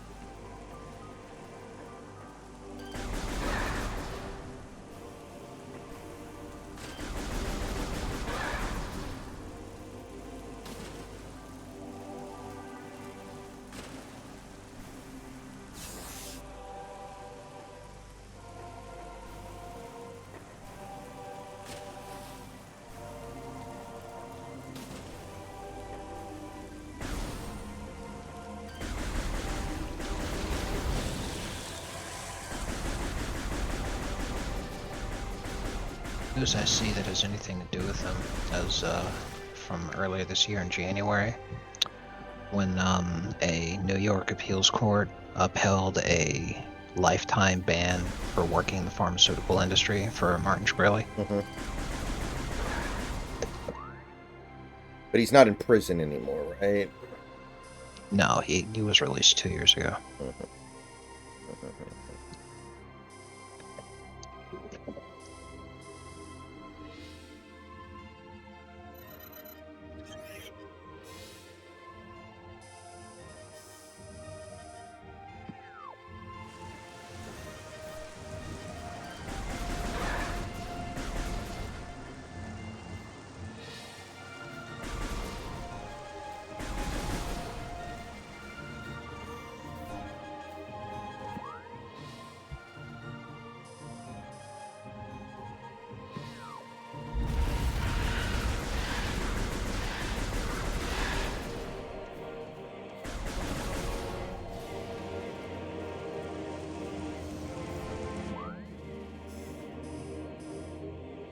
All right, I will be right back, guys.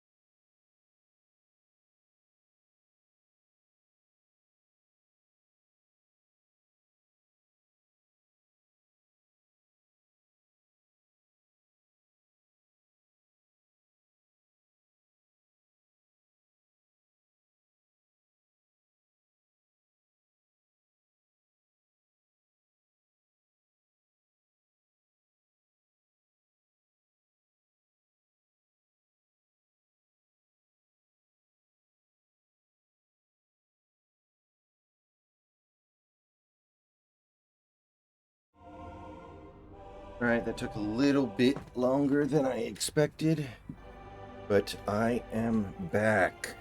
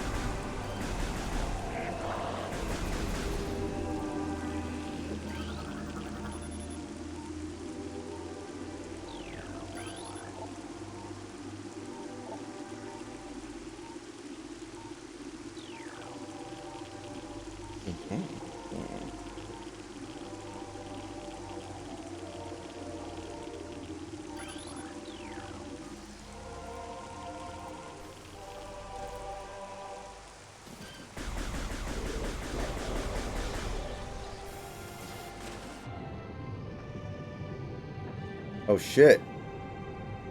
Oh shit. Okay, good. I can breathe underwater.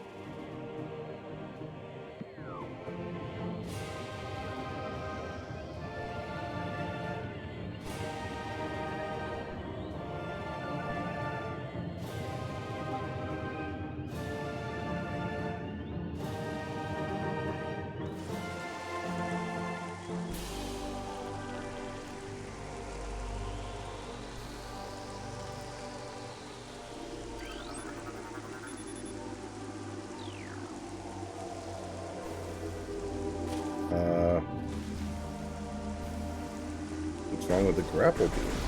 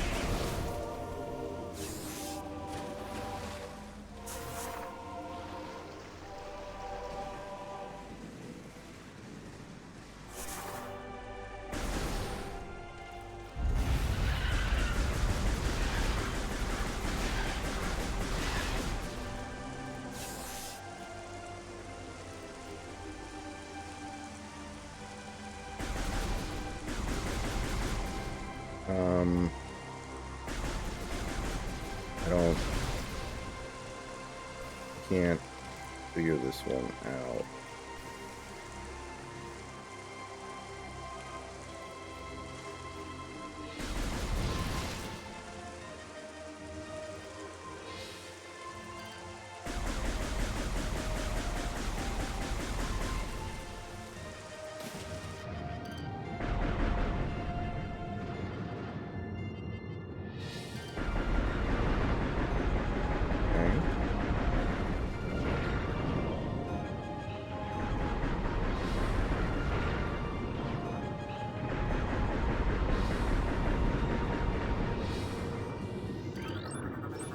Recorded to logbook.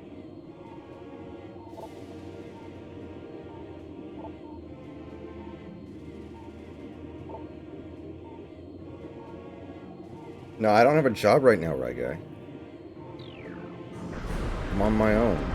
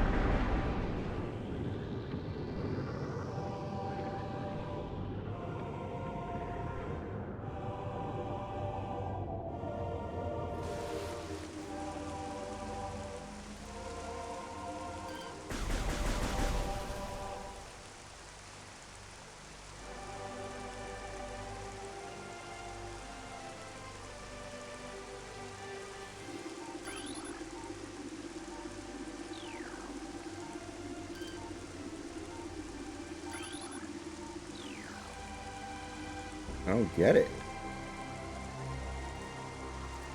Whatever. I guess I'm just gonna leave for a bit.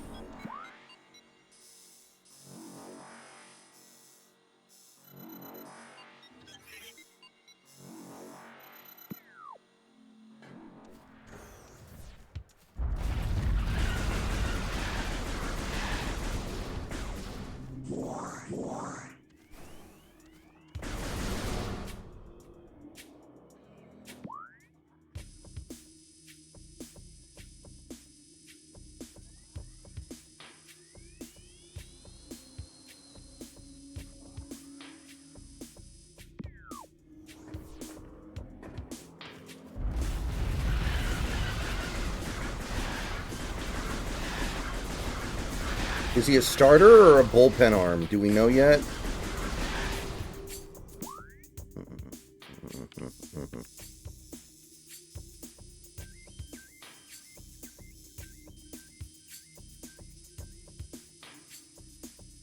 Alright, I'm back. Okay, I sent you a tweet. Let me check it out.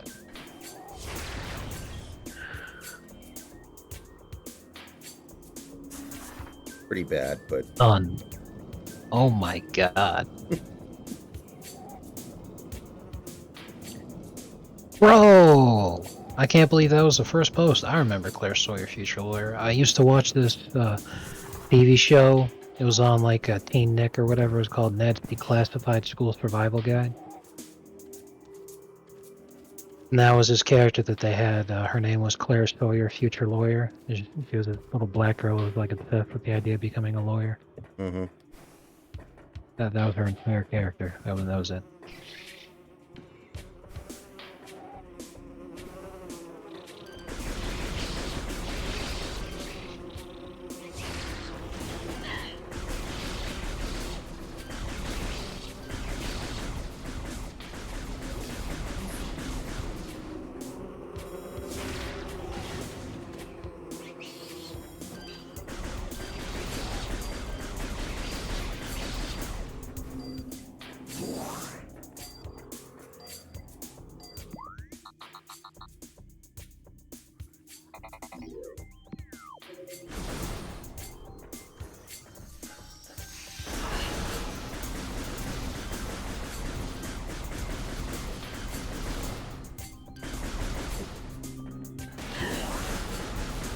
The hell, Tyrone? You let the angel escape.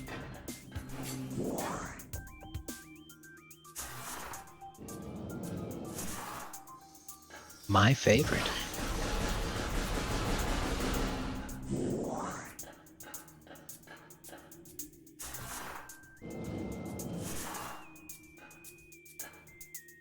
Wow. Fucking comment. I'm not gonna read it on stream.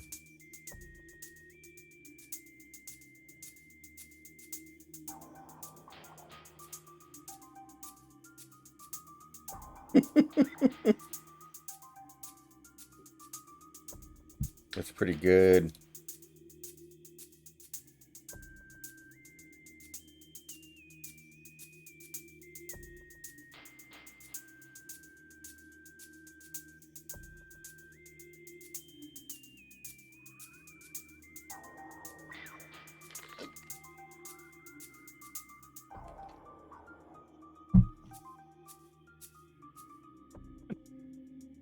Holy shit.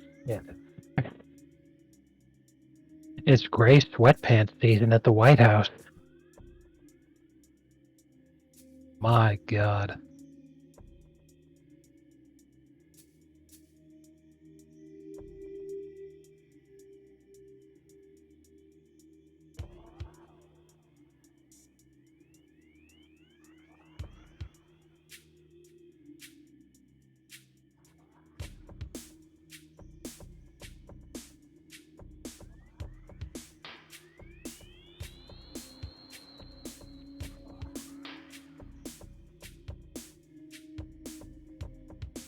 Awful Coaching has been making a ton of videos about Brawny over the last week.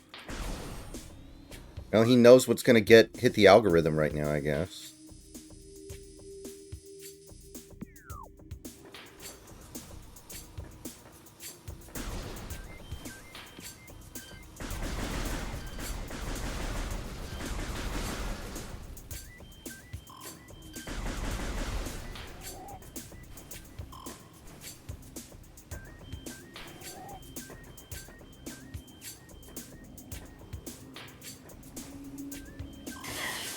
Oh, shit.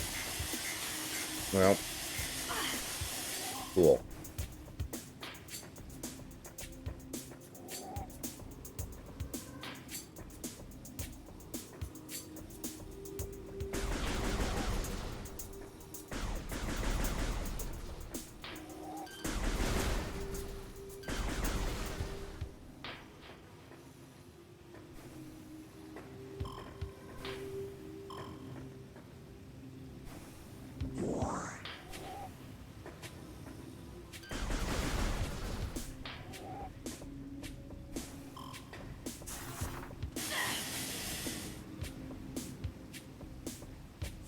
We are going to go with it.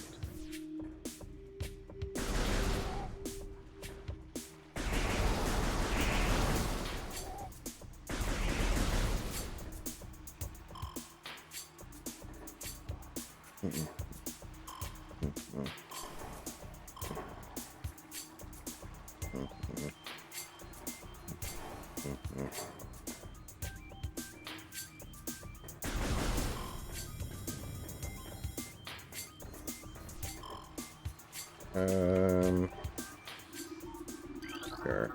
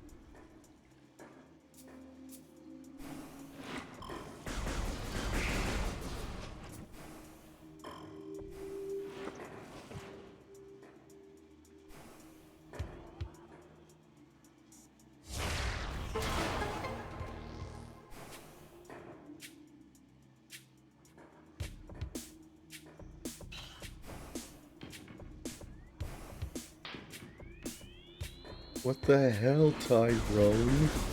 You let the angel escape.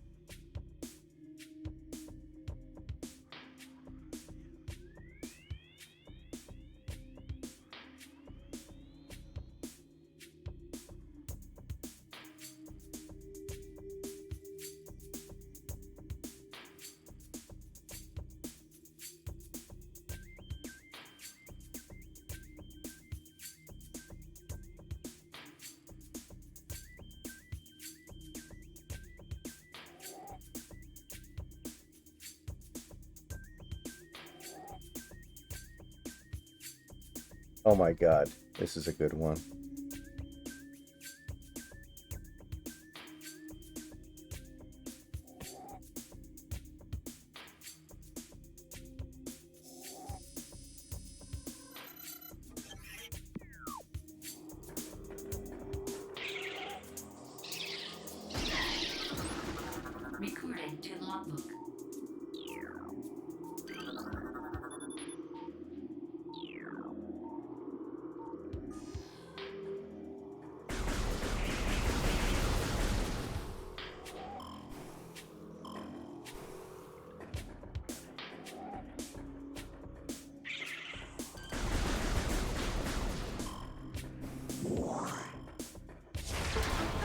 That's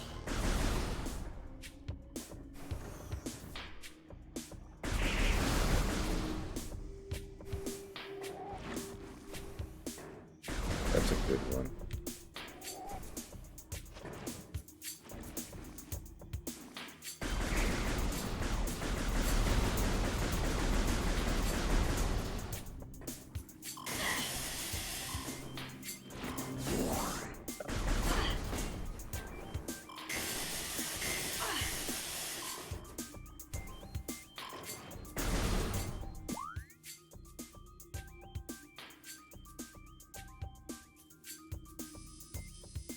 Oh, that sounds like fun. What? The Mariners just drafted a pitcher who is ambidextrous and can throw with both hands. And there's a little-known MLB rule that you have to visually make clear which hand you're planning on throwing pitches with at the start of an at-bat, and stick with that hand for the entire at-bat.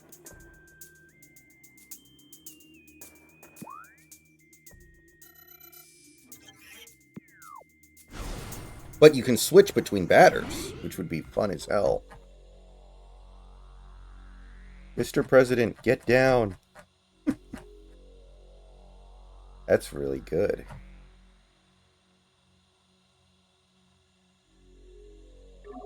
Yeah, they clearly sent the JV squad. Except for Sniper, of course. That was fucking...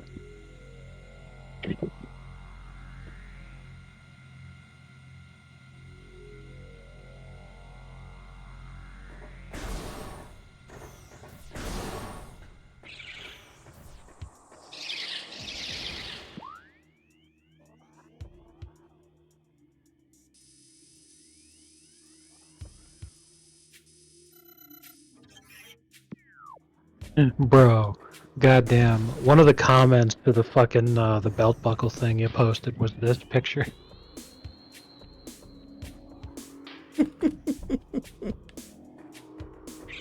That's good.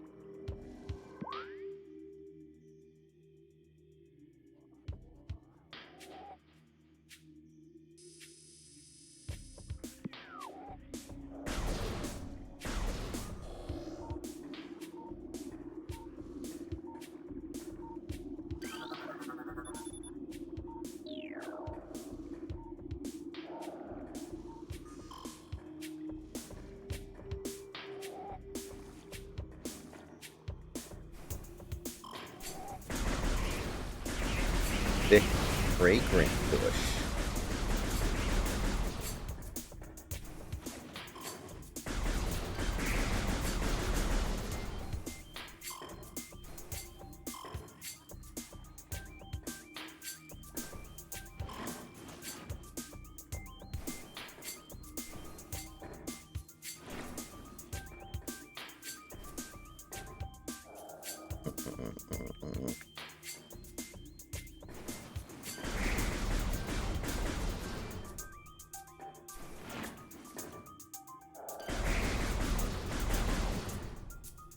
By the way.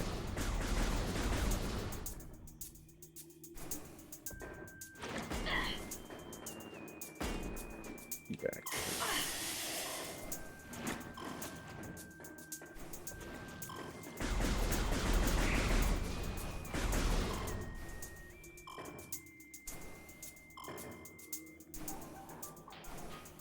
I don't recall saying good luck.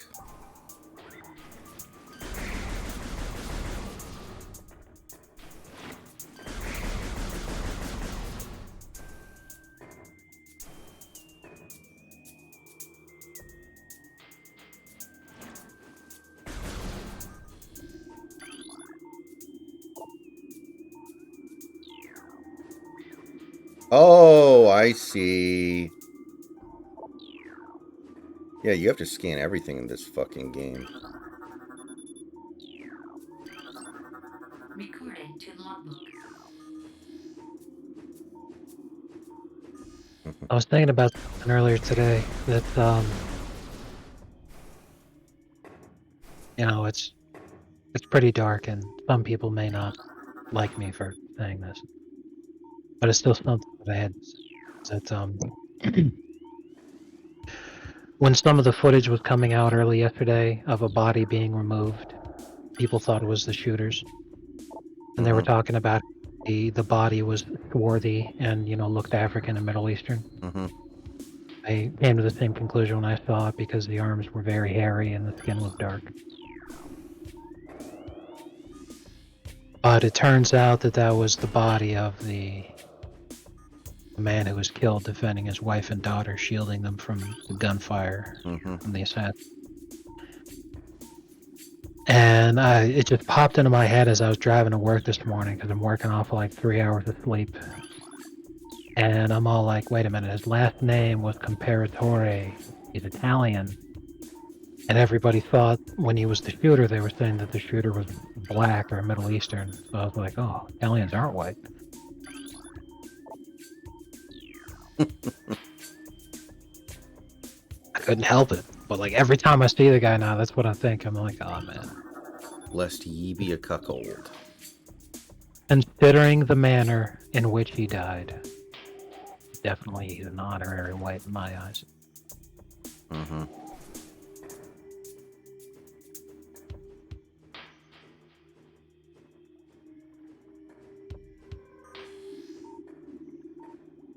Instead of modeling his game after Strowman, he should model his game after somebody who wins.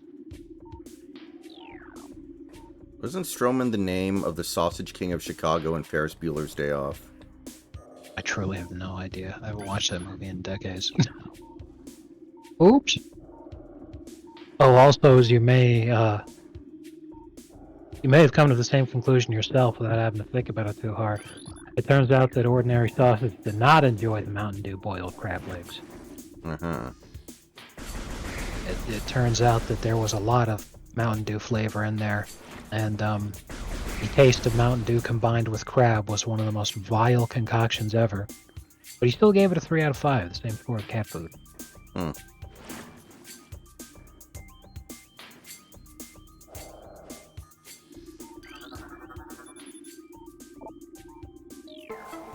Aha! One of the last things he ever tweeted was calling out that dumbass press secretary that Biden's got, the DEI plant. Mm-hmm. And I'm all like, thank God. Definitely an honorary white. God bless.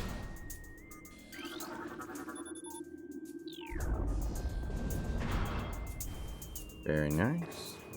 Oh.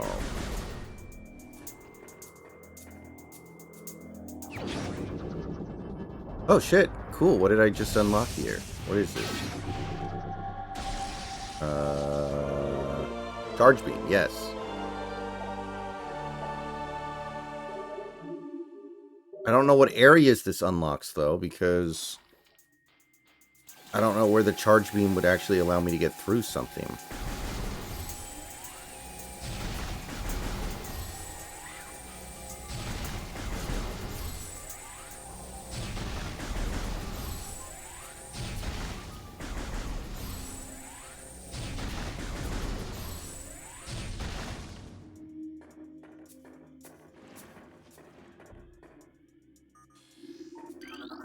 Masato, it's Nutsack Monday. It's supposed to be fun.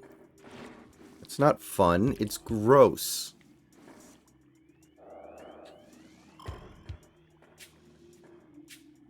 He said he wanted the non-spicy chicken.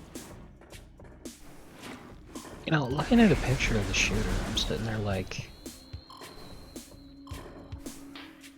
if he just actually bullied that fucking kid, like, he would have just ended up committing an atrocity at school instead of doing what he did, which would have been way better for society. God.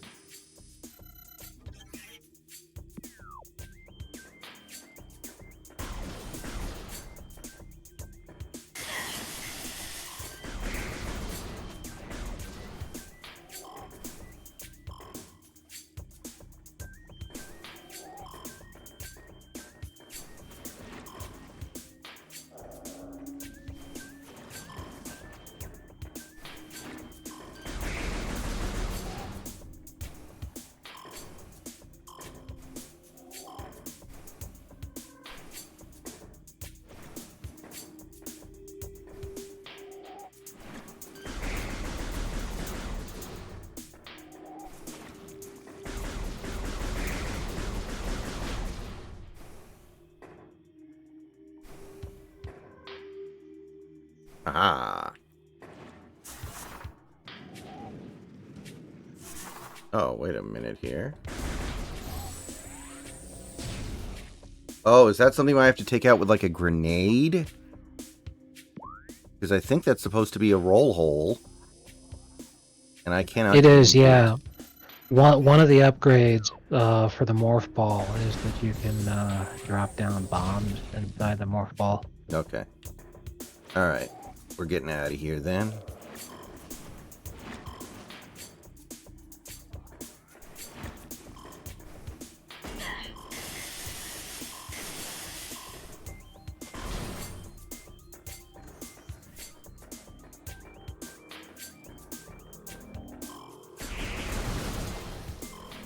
No, Shinji, you cannot run Hot Wheels over my mommy milkers.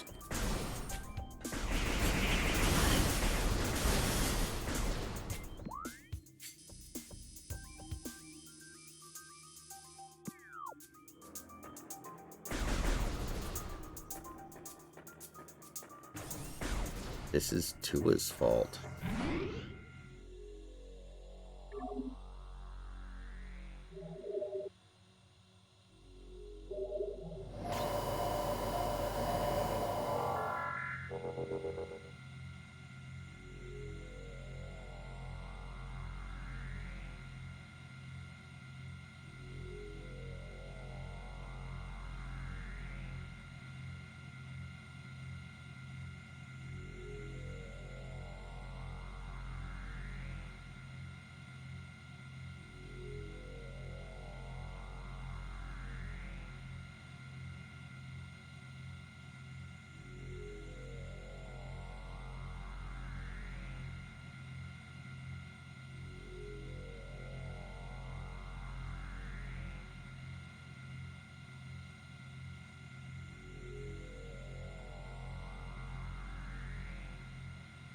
So Destiny's fans have begun responding to people posting the video of his wife deciding to dance with a guest that they brought on because he was a black man. And like again, she left him for another dude. They had an open relationship, and Destiny wasn't getting any action at all. It was just her who was just fucking a bunch of other dudes. But people constantly make fun of him about that shit. He's literally a cuck. And his fans have started coping over it by posting a picture of Destiny with two half-naked women, and he's squeezing both of their asses at the same time. Mm-hmm. But the thing is that those were prostitutes. Oh, And it's all like this. This is like if Boogie started doing a flex, talking about sugar. It's all like, buddy, come on. Nobody wishes they were you. And no woman is actually jealous of those other women, no matter how much you paid them. Because there's a ceiling on how much you could have paid them, and it's probably not enough for those girls, believe me. They thought it was, they agreed to it, and they're like, man, do I regret the fuck out of that. Boogie literally got a girl to quit sex work by having sex with her. like, literally got her to be like, I literally scared her straight.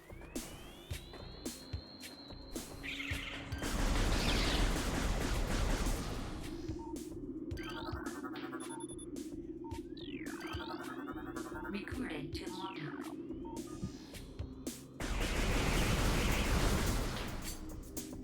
So a guy tweets the famous Trump picture. He says, "You're either with this guy or you're a fucking communist at this point." Mm-hmm. So then a guy responds to that. He says, "I'm a fucking communist. His name is Jason Rosenberg." That's pretty good. Plus pronouns in bio. Oops.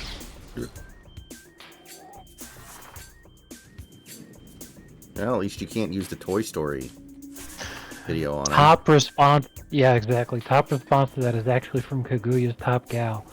A communist Rosenberg gave the Soviet Union the plans of the deadliest weapon ever. I wonder why. Other people responding, could it have something to do with 109 countries? Mm-hmm. Oh, God.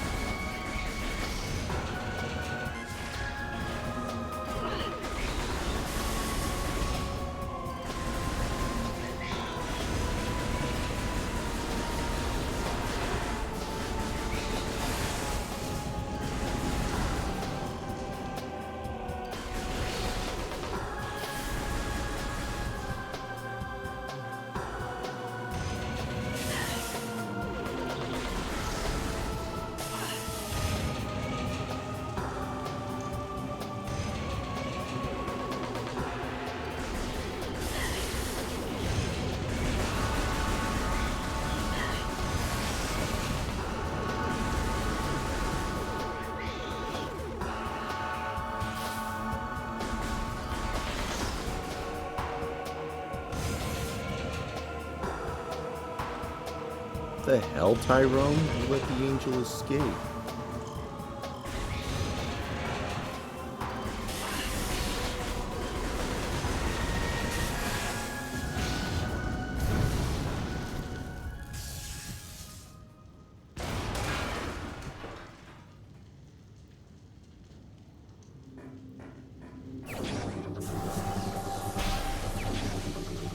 Alright, I think I just got my bombs. Yes. No. I got my ball hop. Oh, wait. Is it the bomb or not? Hold Okay. on, I closed the stream. Let me check again. Okay, let's see here. Oh, yes, I have the bomb. Let's go. Yeah, that's the bomb. But when you said wall hop, that's the thing, is that the bomb can't hurt you. When you sit on the bomb, it just makes you jump. Mm-hmm. So what's really difficult is double jumping in the ball mode, because once you blast yourself up into the air, you can Mm-hmm. leave. Yeah, exactly. Just like that, you double jumped. That's indeed how it works.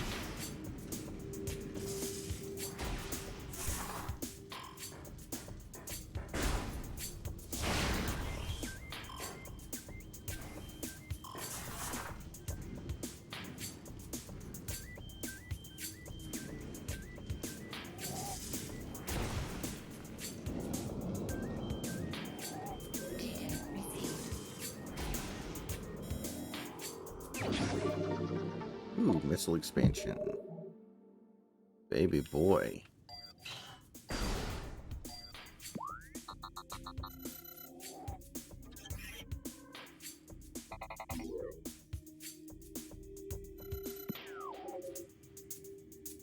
Alright, guys. I will be back shortly.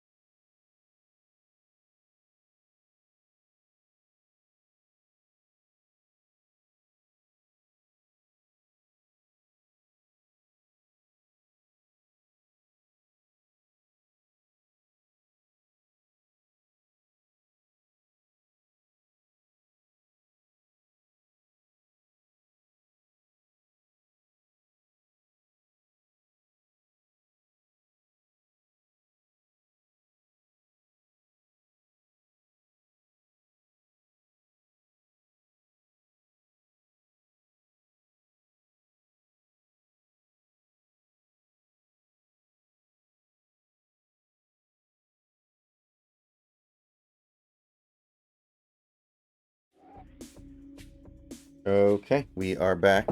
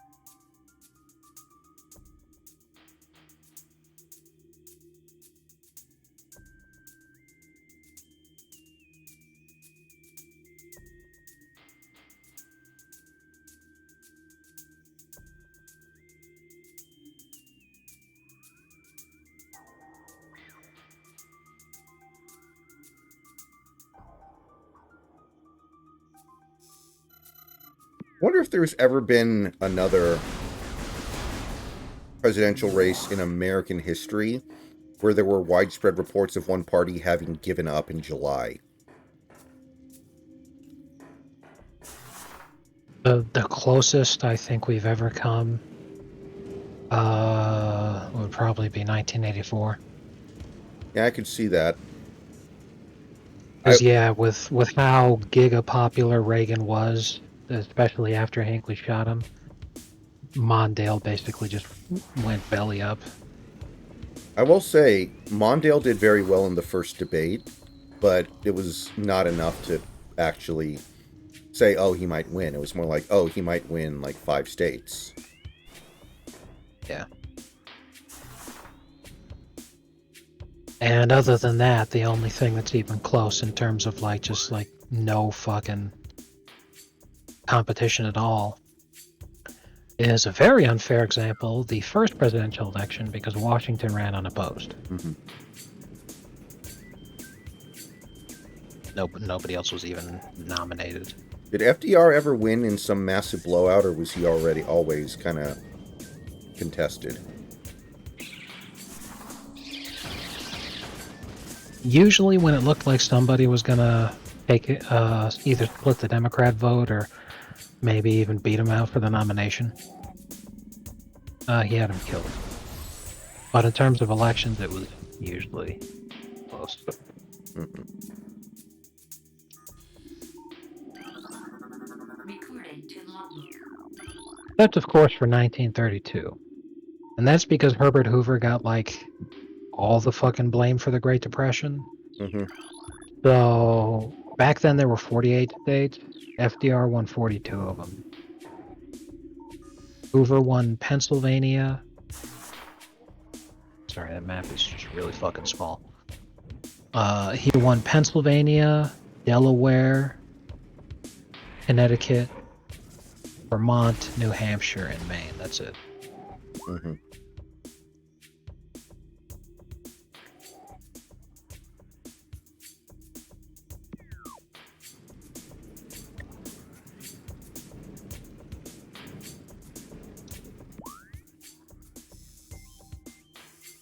And only 6 states in the entire country were decided by 5% or less. Mm-hmm. And 3 of those are states that Hoover won. So FDR carried 42 out of 48 states, and only 3 of them were less than 5%. Hoover was believe. probably extremely happy to be out of office. I imagine he was miserable the whole time. Yeah, because, like, the Depression happened, like, immediately. He actually was a very,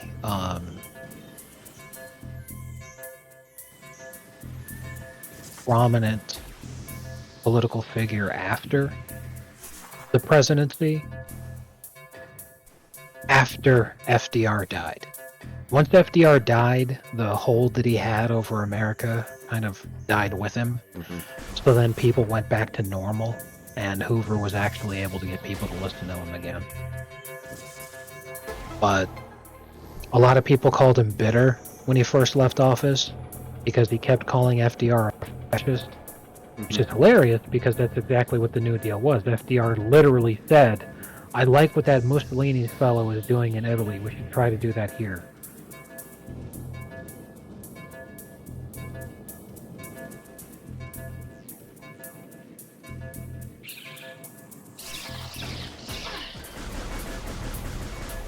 This actually might explain why Hoover had such a prominent political career after leaving office too. Probably one of the most prominent post-presidencies of all time is because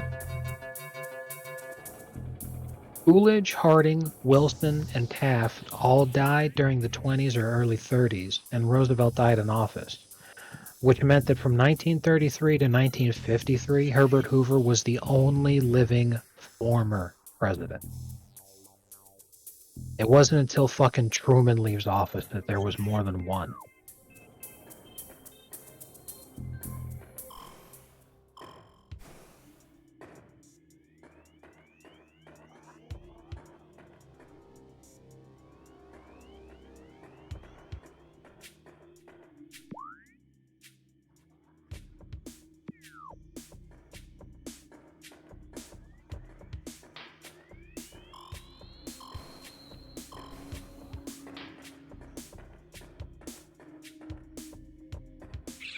In National Convention, Hoover's speech attacking the New Deal was well received, but the nomination went to Kansas Governor Alf Landon.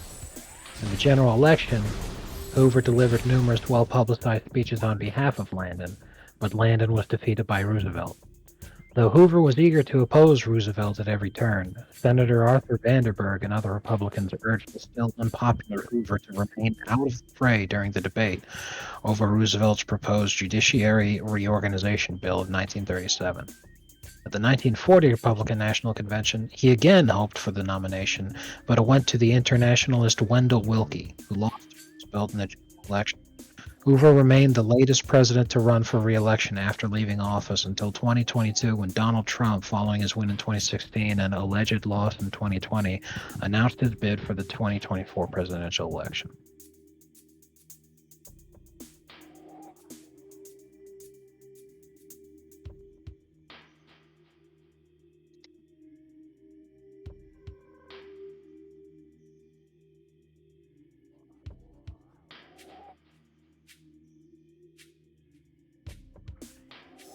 I don't know if you caught this or not, but during Biden's address tonight, he almost said "Make America Great Again," but then he caught himself. Wow. It was pretty funny. It was pretty good.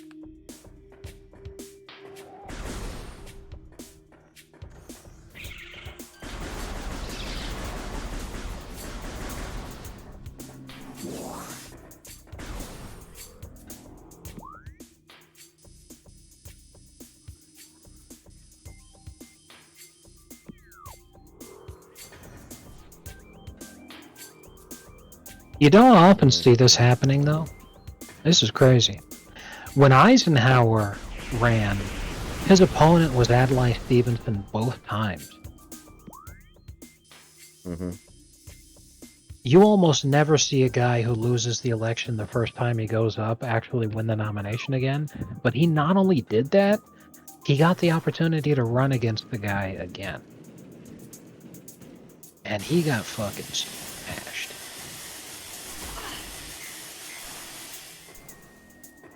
Mm-hmm. When is the RNC? I think it starts tomorrow, but it's like a 4-day event.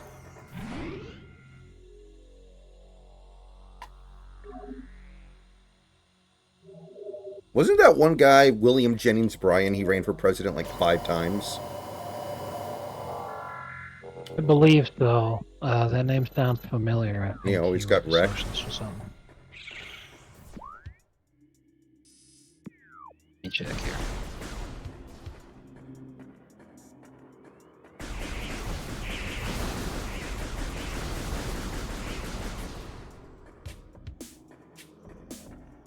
I can William completely... Jennings Bryan remains the youngest person in U.S. history to receive an electoral vote for president because he was 36. And he also, cumulatively, because of all the times that he ran, he is the person in American history who has the most amount of electoral votes without ever being elected. Hmm.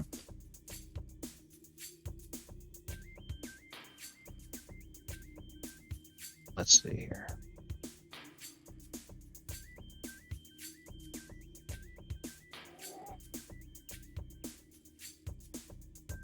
He ran 3 times.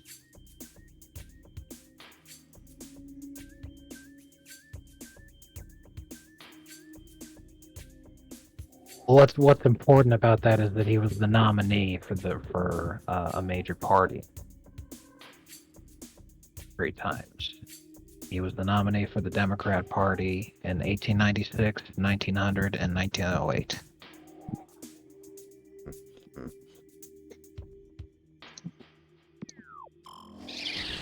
Without looking it up, can you name the youngest vice president in American history? Without looking it up, I would want to guess. It might even be Nixon. Nixon is second. Because Nixon is the okay. second youngest.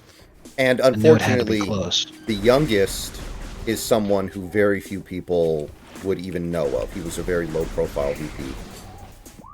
It was John C. Breckinridge, who was the vice president for James Buchanan. Makes sense. He was 36. Makes sense. Yeah, I felt like Nixon had to be at least up there because, like, Nixon was like 40. he was VP.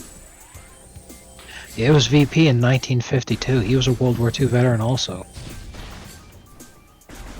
Like shit, he had to be like really close.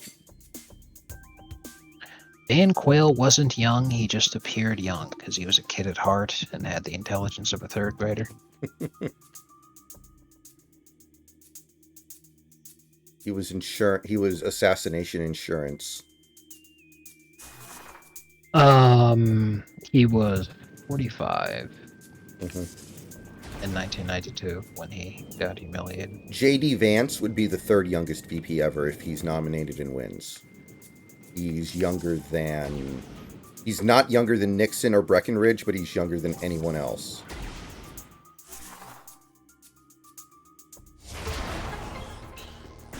There you go. There's your fucking assassination insurance. Trump should fucking nominate Logan Paul. It doesn't even matter that Logan Paul is not old enough to do it. Just be like, are you fucking kidding me? You want this guy being president? I fucking dare you take another shot at me. Yeah, but he's not old enough. He's like, I don't care. Well, was 41.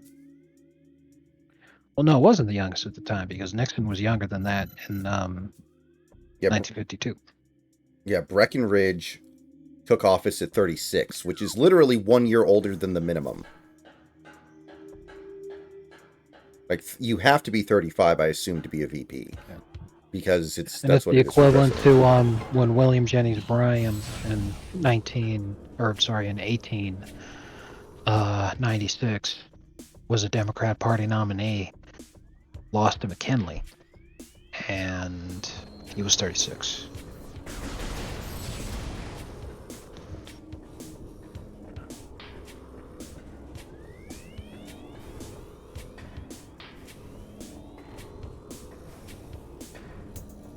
Yeah, you never know, Alan. President Ross Perot won re-election despite being a massive underdog.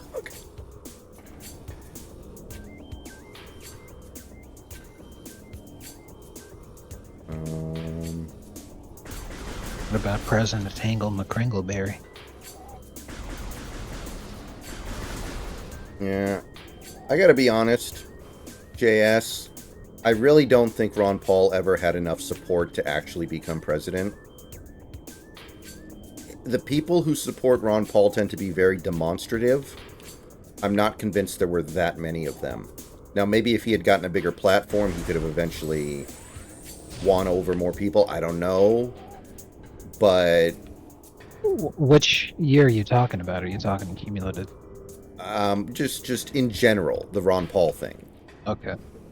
So I vividly remember that I love pointing this out to neocons because it's exactly like you were saying the other day when you said the longer you wait to take your medicine, the worse it's going to be. Mm-hmm. Is that Ron Paul in 2012, he was in third place, but it was a strong third place. Mm-hmm. But the thing about his supporters and his delegates is they felt that if they went into a contested convention in 2012 with Romney, Santorum, and Paul, they really felt they could convince a lot of delegates to vote for Ron Paul. They at least wanted the opportunity. So refusing to allow that opportunity to even happen, John Boehner famously fucked over the Paul supporters by changing the rules. 4 years later, those same rule changes prevented a contested convention when they wanted to do everything they could to prevent Trump from being the nominee, and Trump won and secured the nomination because of those same rule changes. And I love pointing that out.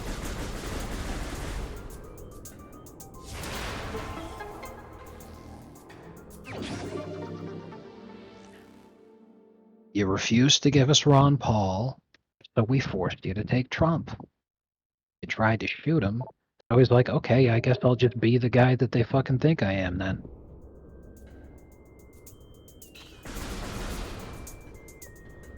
Yeah, that's not a bad comparison, Big Country, because Bernie also has a lot of hype, but as soon as he got involved in a two-man race, he started to lose every state against Biden. And it's not like Biden is super popular. Well, he did actually put up a good fight against Hillary. A lot of people don't remember this because people tend to not remember things for very long just in general. But I remember that year, it was all going to come down to New York. Like the Democrat nomination was basically going to come down to New York. Whoever won New York was going to win. And I think the day of or the day before the New York primary, somebody asked Bernie Sanders, okay, so you want to break up the big banks, right? That's one of your platforms. You want to break up the banks. But what are you going to do with the pieces of the banks that are, remaining after you break up the banks? And he basically admitted, like, oh, I don't know. Like, he didn't say it like that, but he made it pretty clear with his response that he didn't know. And it was very easy for Hillary to jump on that and be like, oh, see, he doesn't actually know what he's talking about. He just wants to destroy the system. He doesn't really have any ideas of how to put it back together. Yeah, there was some unfair stuff that happened to Bernie, of course, in that primary. I'm definitely aware of that. But I don't think it was enough to necessarily swing that election. He was the definition of unelectable because Reddit loved him. And I will never forget reading one of the threads on Sanders for President that made the front page of Reddit. Was a guy talking about how he was trying to get his daughter to understand why he spent the money that he would have spent on her Christmas on donating to Bernie Sanders. That is phenomenal. He's like, I'm trying to get her to understand that when she's older, this is really going to mean a lot by her having a free college and free healthcare. And it's like, you fucking complete mongoloid. What the hell? And I'm all like, you know what? I'm pretty sure that kid wasn't even his anyway. So, like...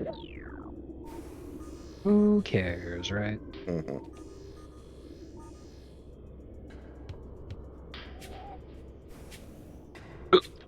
And like, Perfect. you know, I maintain that Bernie still has no idea how to actually implement the things that he wants to implement.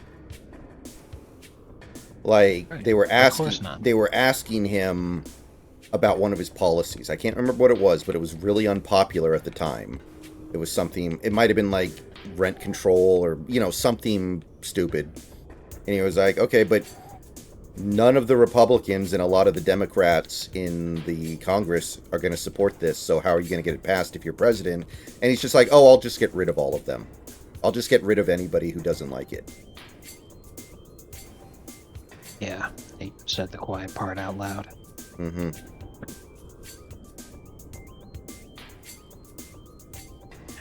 The commissars will do their duty.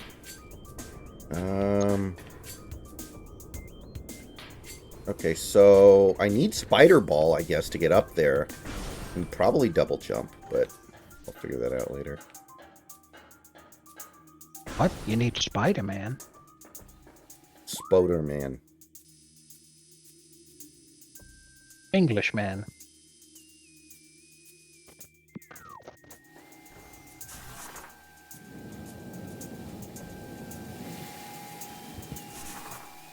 And I think people really underestimate how easy it would be to attack Bernie if he ever got to a general election.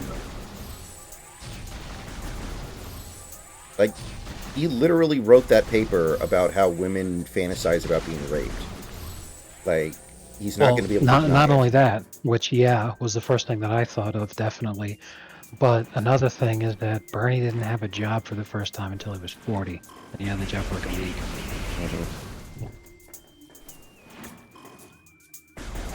That's what people don't understand. You're out of the crosshairs until you actually get to the point where you're in a general election, and then you're in the crosshairs, and everything that people might not like about you is going to get brought out.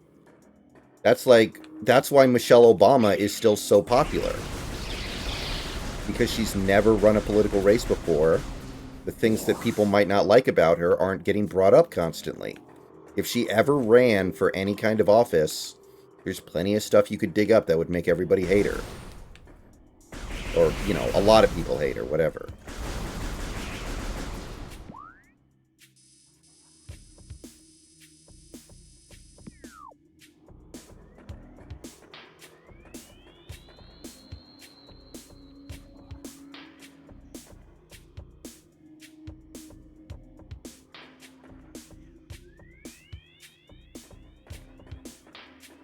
Well, if things go the way they look like they're going to go, people will be able to at least vote for a 44-year-old in in 2028. So maybe we can finally kind of turn back the clock on this voting for candidates that are too old thing.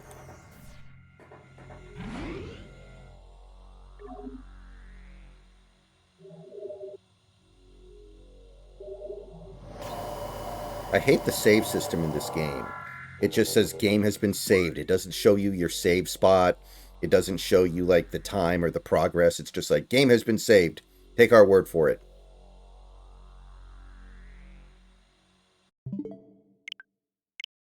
All right, guys. That's going to do it for tonight. So, 3 hours or so into Metroid Prime. It seems really good so far. I'm having a good time. So far, so good. See you guys tomorrow. Well, later today.